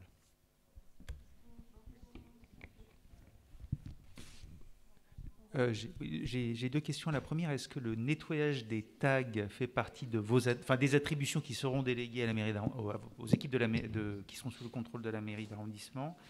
Et la deuxième question, comment s'articule l'application Dans ma rue, sur laquelle on peut signaler, vous savez ce que c'est, par rapport à aux équipes qui sont sous la responsabilité de la mairie d'arrondissement? Alors, les tags, il y a un marché spécifique. Et je vais rendre hommage à Colombe Brossel, adjointe à la maire de Paris de la propreté, d'avoir mis le paquet sur les tags. Ça ne marchait pas bien avant, ça marche beaucoup mieux aujourd'hui. Et il y a une vraie volonté de la mairie centrale d'arriver à annuler les tags. Donc c'est un marché annexe parce que ce sont des sociétés extérieures, si vous voulez, qui ont la technicité. En plus, il y a quelques petites problématiques. Et en gros, un tag avec un caractère d'insulte, l'entreprise a une obligation de le retirer dans les 24 heures. Sinon, un tag courant, on va dire que c'est dans les 72 heures. Alors parfois, on a quelques campagnes où il y a beaucoup de tags et ça met un petit peu plus de temps. La meilleure des choses, c'est effectivement l'application Paris dans ma rue, qui est devenue Dans ma rue maintenant. Vous avez la dénomination du tag, vous prenez la photo et c'est très rapide. En matière de propreté, je dis bien en matière de propreté, sur la voirie, vous pouvez envoyer un trou dans la chaussée, le Dans ma rue, il va venir avant qu'on arrive à réparer le trou, c'est un petit peu plus compliqué. Mais sur la propreté, il y a une réactivité des services, tout arrive en fin de compte chez le chef de circonscription. Et c'est lui-même qui... voilà. Et moi-même, j'ai des rapports sur, si vous voulez, l'action qui est faite à la suite d'un signalement dans ma rue. Je suis moi-même très utilisateur de l'application, ce qui me permet de voir comment les choses avancent aussi. Comme je dis, je suis un peu le client mystère, parce qu'il faut le faire aussi de temps en temps. Donc ça fonctionne très bien. Donc ça, je vous invite et je vous engage à l'utiliser. Parfois, on a 4 fois le même signalement, mais ce n'est pas grave. Il vaut mieux en avoir 4 que pas du tout. Et voilà. Et sur les tags, effectivement, soit vous pouvez saisir un adjoint par mail, mais de toute façon, on va retransférer. Donc le mieux, c'est quand même effectivement le Dans ma rue. Je complète juste, désormais, le back-office de Dans ma rue sera reçu par la mairie d'arrondissement, c'est-à-dire ce qui n'était pas le cas jusqu'alors. Donc ils auront les signalements aussi, de niveau. Mais donc tout le monde est au courant. Ça.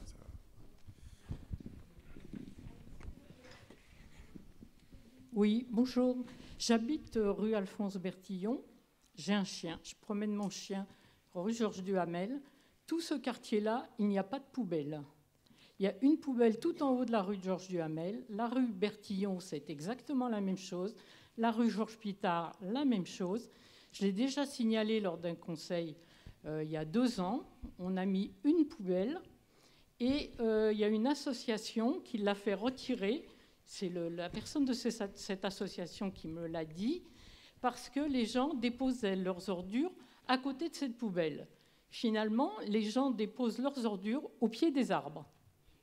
Donc voilà, si déjà il y avait des poubelles, ça serait déjà peut-être un peu plus propre, parce que beaucoup de gens promènent leurs chiens là et il n'y a pas de poubelle. Alors, le sujet des poubelles. Tout le monde en veut.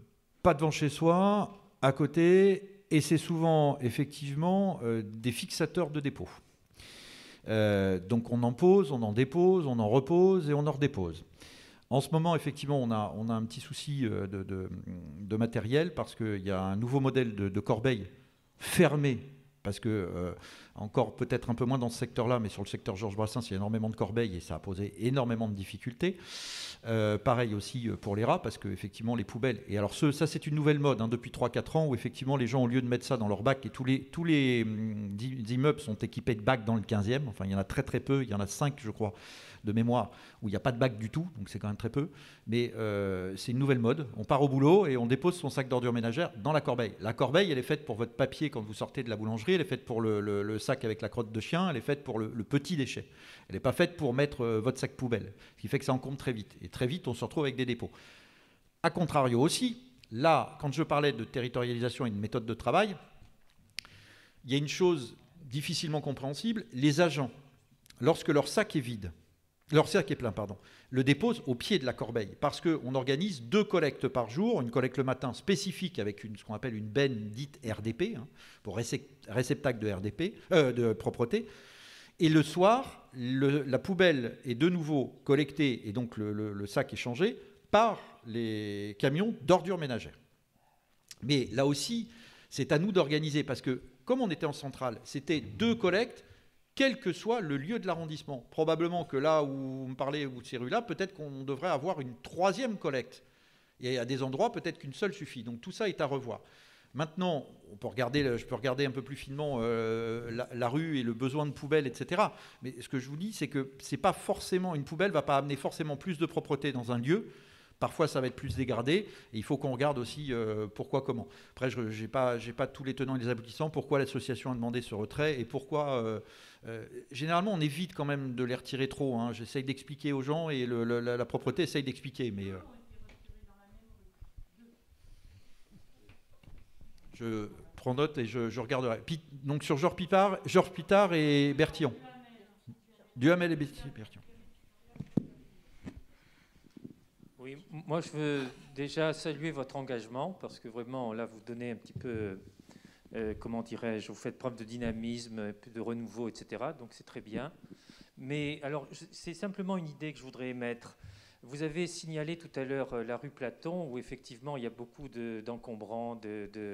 Est-ce qu'on ne peut pas imaginer qu'il y ait un local ouvert qui donnerait la possibilité, notamment aux foyers d'immigrés qui, toutes les semaines, ont des matelas, etc., de pouvoir les mettre et en aucun cas à l'intérieur, et en aucun cas ça gênerait le service qui vient les ramasser, et ce serait quand même un peu plus propre parce que ce serait fermé dans un local. Est-ce que ça existe dans d'autres villes? Je crois même que ça existe dans certains arrondissements. Pourquoi on ne le fait pas dans des endroits aussi exposés à la saleté, aux déchets, quoi? Alors, il faut qu'on travaille avec les gestionnaires de ce foyer à effectivement trouver peut-être une solution d'un bac fermé. Je n'y suis pas favorable sur la voie publique parce que d'abord les trottoirs sont petits et que j'estime que comme c'est leur propre déchet, peut-être qu'à eux aussi de trouver une solution. Donc ce sont des pistes, effectivement, on a travaillé aussi pas mal avec les directions, on a quand même pas mal de soucis. Alors je ne voudrais pas non plus les mettre en porte-à-faux à 100% parce qu'effectivement ils mettent des dépôts et donc le dépôt attirant le dépôt, tout le monde vient poser là parce que tout le monde sait que c'est là. Donc voilà, il faut que vous sachiez que je travaille beaucoup avec les équipes de terrain et que les équipes de terrain n'hésitent pas à mettre les mains dans le cambouis, à ouvrir les sacs. Et depuis quelques années, quand on trouve des noms, j'envoie une lettre signée de mon nom en disant voilà, on a trouvé ça, comment se fait-il que ce soit par terre, vous êtes punissable de 68 €, etc. C'est quelque chose qui marche relativement bien dans certains coins. Là, je n'ai pas encore réussi à endiguer la problématique. Mais si vous voulez, il faut aussi qu'on regarde un petit peu d'où viennent ces dépôts, ce qu'il en est. Je veux aussi qu'on travaille sur les rendez-vous parce que ça, c'est une difficulté. Je parlais tout à l'heure des sacs de la ville qui sont déposés au pied et qui pourraient amener, parce que quand vous avez un sac propreté ville de Paris, parce que c'est l'agent qui l'a déposé, bah, les gens pensent qu'on peut mettre le sac à côté. Ça, c'est quelque chose qu'il faut qu'on revoie en matière de travail. le fait qu'un Parisien puisse, et c'est un service, mais vous n'imaginez même pas, aller dans n'importe quelle autre ville de banlieue ou de province, vous ne pouvez pas déposer vos déchets, enfin je veux dire vos encombrants tous les jours, comme on peut le faire à Paris, en prenant un simple rendez-vous sur Internet. Je dois saluer, et j'en profite, puisque vous êtes face à moi, de saluer les habitants du 15e, parce que nous avons un taux de rendez-vous de plus de 70%. 7 dépôts sur 10 de l'arrondissement et 7 dépôts sur 10 que vous allez voir dans les rues, il y a un rendez-vous. Donc déjà, c'est une bonne chose. Le problème, comme vous pouvez déposer tous les jours, imaginez, nous sommes 240 000 habitants, imaginez ce qu'on a comme déchets. Et le meilleur des déchets est encore celui qu'on ne produit pas. C'est vrai qu'on a cette sensation de rue malpropre tous les jours. Donc peut-être qu'on a quelque chose à faire, mais je ne suis pas sûr que là, c'est la première des choses qu'on va voir. Mais moi, quand j'ai 70% de rendez-vous, je suis un adjoint heureux, parce que je peux vous assurer qu'en termes de rendez-vous, ce n'est pas le tout, pas pareil dans tous les arrondissements. Donc il faut qu'on travaille peut-être aussi avec le foyer de manière à ce que les gens, quand ils jettent, nous passent un peu plus de rendez-vous, parce que là, on a une vraie problématique. Mais voilà, c'est les petites choses. Mais je retiens l'idée, effectivement, de cet endroit clos, on va dire, mais à ce moment-là, plus sur leur territoire, eux, dans leur espace, que sur l'espace public. Voilà.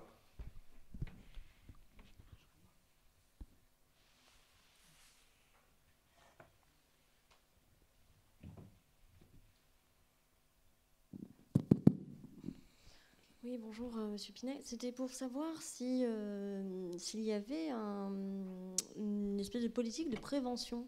Parce qu'on voit dans d'autres arrondissements les grands panneaux, vous savez, mon chien fait, je ramasse, je ne jette pas. Enfin, parce qu'en fait, clairement, il y a des gens, en l'occurrence dans notre immeuble, qui ne savent vraiment pas. C'est pas une question de. C'est très bizarre à dire, mais ils ne comprennent pas que on ne peut pas jeter les choses dehors. Est-ce qu'il y a une prévention là-dessus ? Alors, je n'ai malheureusement que 5 panneaux pour tout l'arrondissement. Donc la prévention, je l'ai, mais effectivement, en termes de panneaux, si vous voulez, ils sont utilisés et on ne peut pas les laisser juste 24 heures, ça ne sert à rien. Par contre, je voudrais saluer ici, j'en profite, alors je ne sais pas si la rue Vigée-Lebrun fait partie de ce... Si.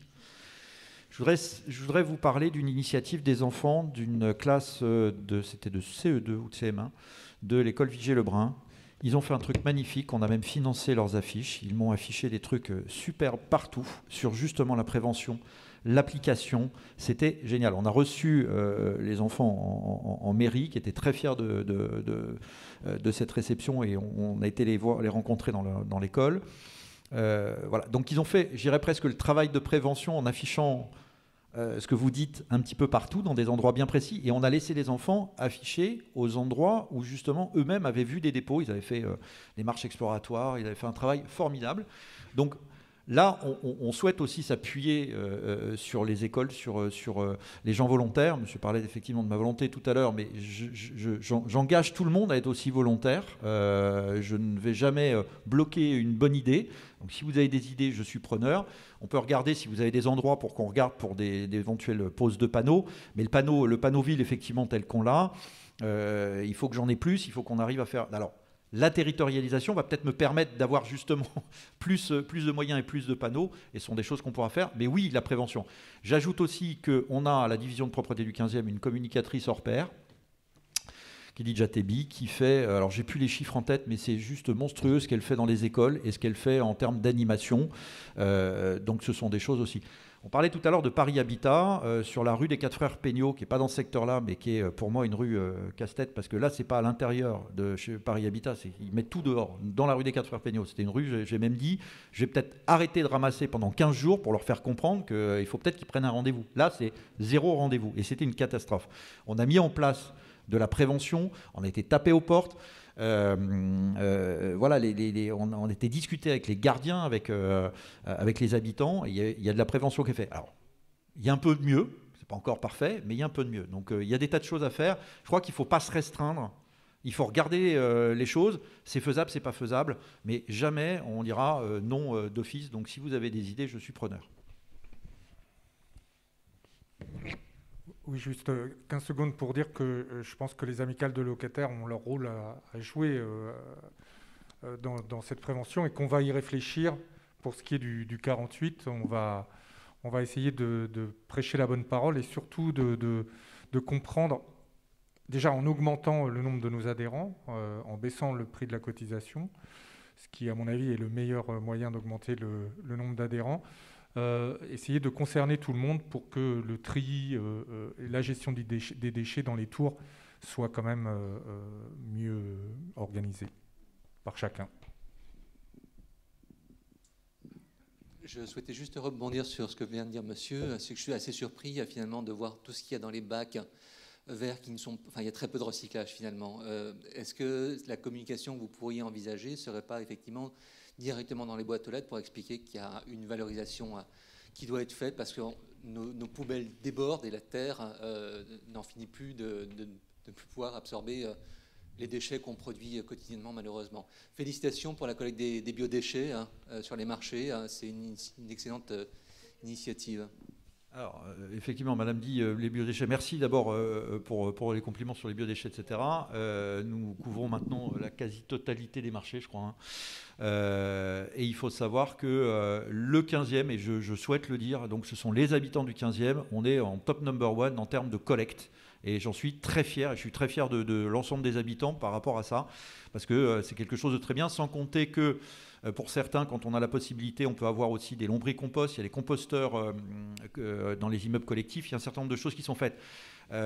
En matière de recyclage, le 15e n'a pas à rougir de sa position et de ce qu'on fait. Il y a de l'amélioration et je suis d'accord avec vous. Il faut savoir que malheureusement, beaucoup de bacs sont souillés parce que les gens mélangent tout, etc.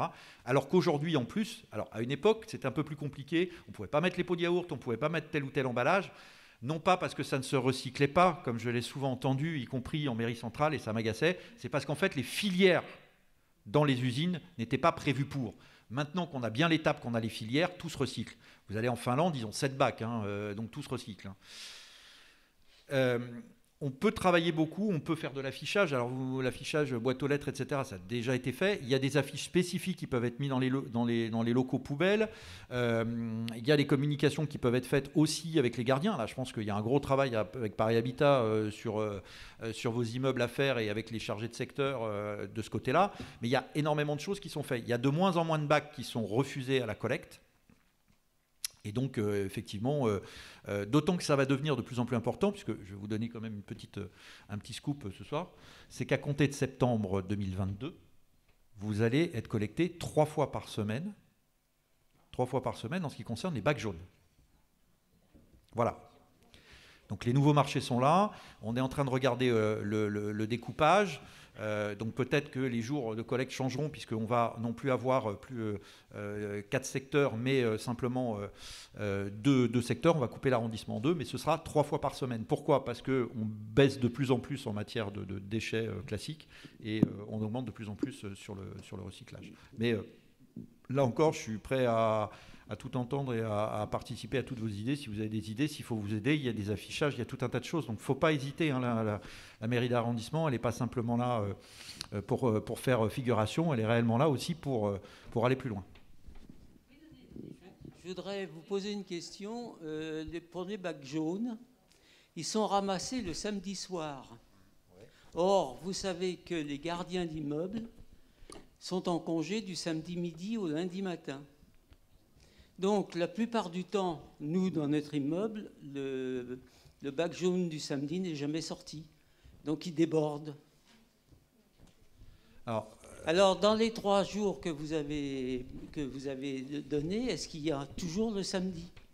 Alors, sur la moitié de l'arrondissement, il y aura toujours effectivement le samedi. Oui, mais alors attendez, monsieur. Ça, moi, je ne peux pas. Il y a un moment donné où, effectivement, ce n'est pas à la collectivité de s'adapter aux gardiens, etc., et tout ce qu'il en est. C'est-à-dire que là, vous allez avoir 3 fois par semaine. Donc, même si le samedi, ce n'est pas ramassé, ça va être ramassé le lundi ou le mardi. Donc, ce sera certainement beaucoup mieux que 2 fois par semaine où, effectivement, voilà. Donc, c'est un bailleur privé ou un bailleur public ? Non. Alors,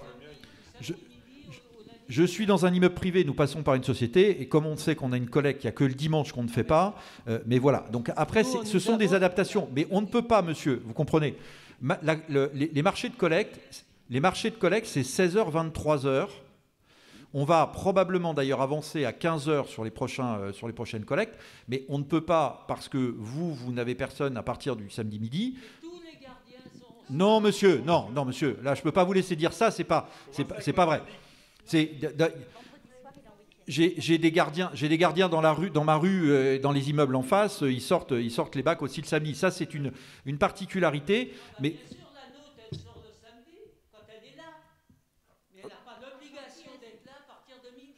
Oui, mais monsieur, ça, je ne peux pas m'adapter spécifiquement à votre immeuble. La ville de Paris devrait quand même s'adapter à ce que le syndicat des... Non, monsieur, là, je peux pas. Là, je suis désolé, mais là, je peux pas entendre ça parce que c'est pas à la ville de Paris et je vais pas lui jeter la pierre de s'adapter à une particularité d'un immeuble. Après, si. Mais si, monsieur, là, je suis désolé, hein, c'est pas la majorité. Après, on peut regarder, peut-être que vous pouvez avoir 1 ou 2 bacs de plus qui fait que ça évite que ça déborde et que ce soit comme ça. Mais sur le reste, oui, il y aura encore le samedi à partir de l'année prochaine. Bonsoir. Juste une question à propos des feuilles mortes. On a la chance, madame, d'habiter rue Georges Duhamel et on a la chance d'avoir beaucoup d'arbres, on a beaucoup de feuilles. Je peux vous dire que le VS, tous les jours, est envahi par les feuilles mortes. Bon, au travail, c'est pas important, mais ailleurs, rue de la Procession, quand je redescends, il y a vraiment un secteur où on peut glisser. Je voudrais savoir comment on peut alerter pour qu'il y ait une intervention et qu'on déblaye un peu un passage.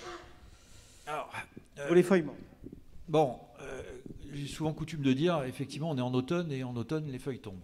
Et la problématique, c'est que plus on plante des arbres, plus les feuilles vont tomber en automne. Et que c'est très compliqué, c'est très excessivement compliqué d'avoir 0 feuille sur un trottoir. Alors la problématique, c'est que vous avez des équipes, si vous les mettez à la feuille, on n'a pas encore, on ne peut pas nettoyer les autres équipes, les autres rues. Et pour les feuilles, il faut avoir à la fois les souffleuses et les aspiratrices. Que le meilleur moment pour les ramasser, c'est le matin de bonne heure. Et en ce moment, je reçois plein de plaintes parce qu'il y a du bruit le matin à 7h. Et que donc je demande dans certains coins de décaler sur certaines rues. Donc c'est très, très, très, très compliqué. Il y a effectivement une problématique sur certaines rues en fonction de l'accumulation des feuilles. Et dès qu'il pleut, ça devient très glissant. Je peux vous assurer qu'ils essayent de faire au mieux. Mais là, je n'ai pas de solution miracle.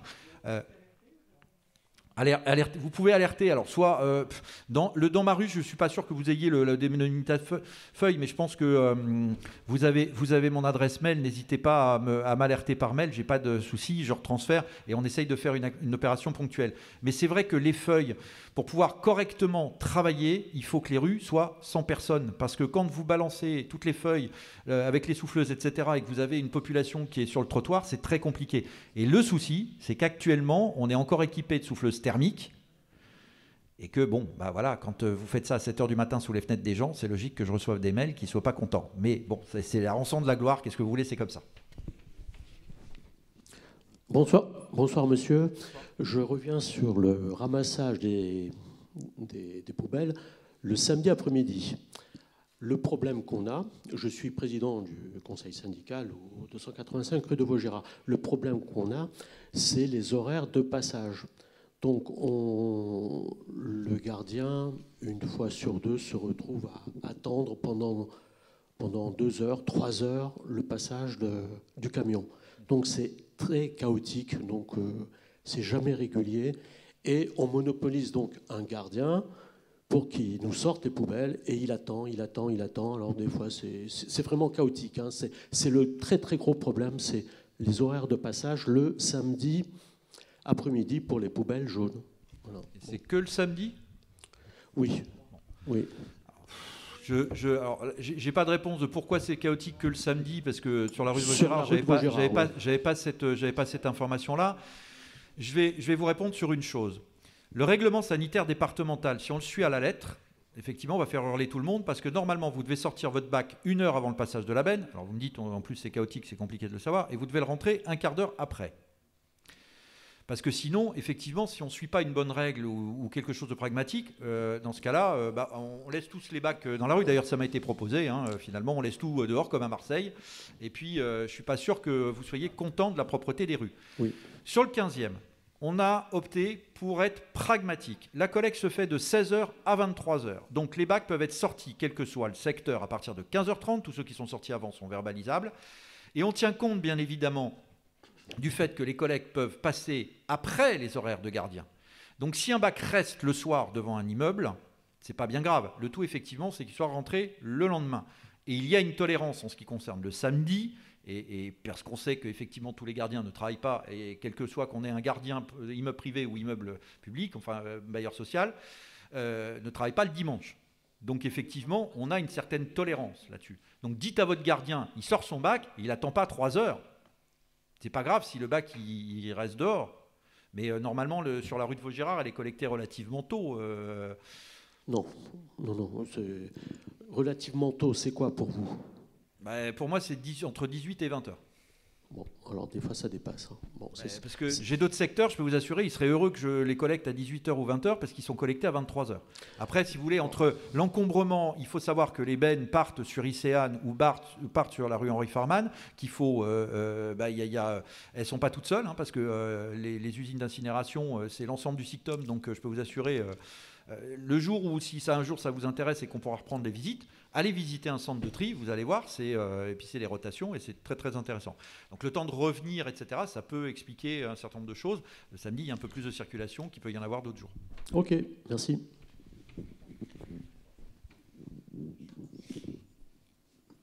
Eh bien écoutez, merci beaucoup. Nous allons clôturer la séance. Merci à tous les participants, merci aux intervenants, merci au public. Excellente soirée.